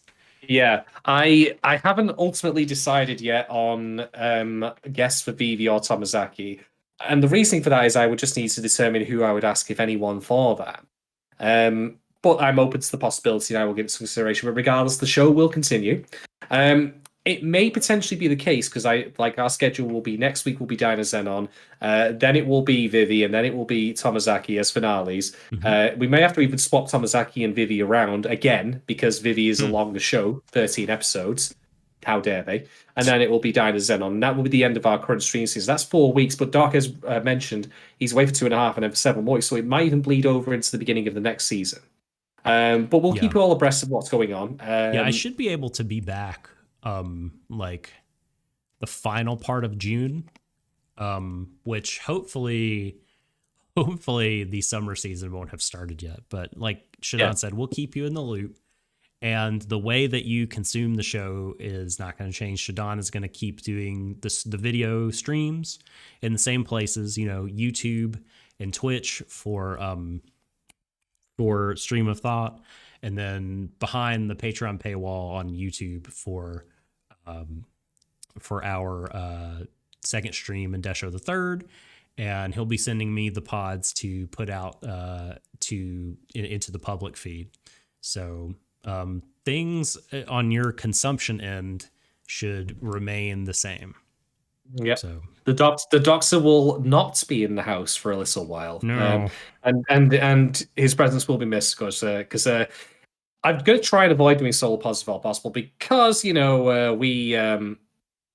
a couple, we're a pair on this one. We're a duo, and it's always good to have like conversations spark off each other, if at all possible, rather than just I'm going to yell into the void and you're going to like it. So I'm going to try to avoid that if at all possible, but we'll let you know. It'll just depend on who I can find to come join. Because again, most of the people who otherwise would ask would be in America, and there's always timing and scheduling conflicts. Plus, there has to be someone who's already watching these shows. But I will let you know. Yes, so that's our big announcement, and I'm super glad that Shadon has volunteered to continue doing it for audio and video for all of you guys, for patrons, and for free listeners. I'm thankful to him. It's not an easy thing to manage all the back end stuff, so he is going to be taking on a lot. So give him your thumbs up, give him your thank yous, all your praises, as he sails the good ship Deshou alone, while I am on a beach somewhere, and then in a crowded classroom somewhere. So you can just mention in chat you had something. Sorry, I just found it funny. For those who he was betting yeah, apparently Doc was going to be adding a coin to Yukon. His theory was Doc's going to be adding another kid to his family, but no. No, that is. I have 3, and we're done. We are done. Yeah. I've had 0, and I'm done. I ain't ever having kids. Fuck that noise. I put with it. Oh man. Well, anyway. So All yeah, right. that's the announcement. That's it. So so next week you will be treated to Shadon and Mark, and so someone in chat asked, I think it was Rackham, if I'll be doing impressions of the end of all the shows we've been covering. Maybe. That might be something to, if someone throws it in the after hours chat, then I'll sort of know what's coming, but that's okay because you all kind of want that. But if I could, maybe I'll do that along with other after hours questions and bundle all that into an after hours episode. So there's an idea. Okay. With that said, I want to thank everybody for hanging out with us, patrons. Always appreciated all the love, support, interaction, feedback, everything. Thank you very much. Everyone out there listening on the free later on in the future, thank you as well. And if you want to support us, of course, there's the Patreon at patreon.com/whatarewedeshow. But also, if you don't want to or you're just not able to, we would appreciate follows on Twitter, follows on YouTube, sharing our stuff, reviewing us in the Apple Podcast app. That is still, even after all these years, one of, if not the main way new podcasts get discovered is through the Apple Podcast platform and the apps. There's the iTunes store. They don't call it iTunes anymore, but whatever the way is, through that app that you download stuff. So any reviews and ratings that you give us that will boost our chances of being discovered in the anime space. They had added, I just found this out recently, they've added like a category for anime specifically in the in the Apple Podcasts directory. It used to be like not as granular, and we had to be in TV and film. That's where we were for so long, and that's where probably a lot of anime people were, unless they cheated and put themselves in video games. But now there's an anime one, and so I believe I've put us in that. If not, it's pending. So anyway, all that to say, we appreciate always your ratings and shares and follows and stuff. So thank you, Rackham. I will have fun on vacation. Among other things, we're going on a dolphin cruise, so I hope to see many dolphins. Nice. Love the dolphins. So you might be getting away from this pod, but you'll be seeing another pod. I'll be going to another pod. Yes, that's very good. Very good. On that note, thank you, Shadon, as always, for for everything too. You say that's such pain in your voice. No, I'm real laughing. It's real laughing. So how, if people want to hear more of those great comedic stylings, how would they follow you online to do so? From a distance via, not atting me and just instead follow me at Shane1010 on Twitter. Yeah, why not? Round out my numbers. Give me some more numbers. I like my numbers. A JRPG fan at heart. So I can be followed on Twitter at the Subtle Doctor. Check in the bio.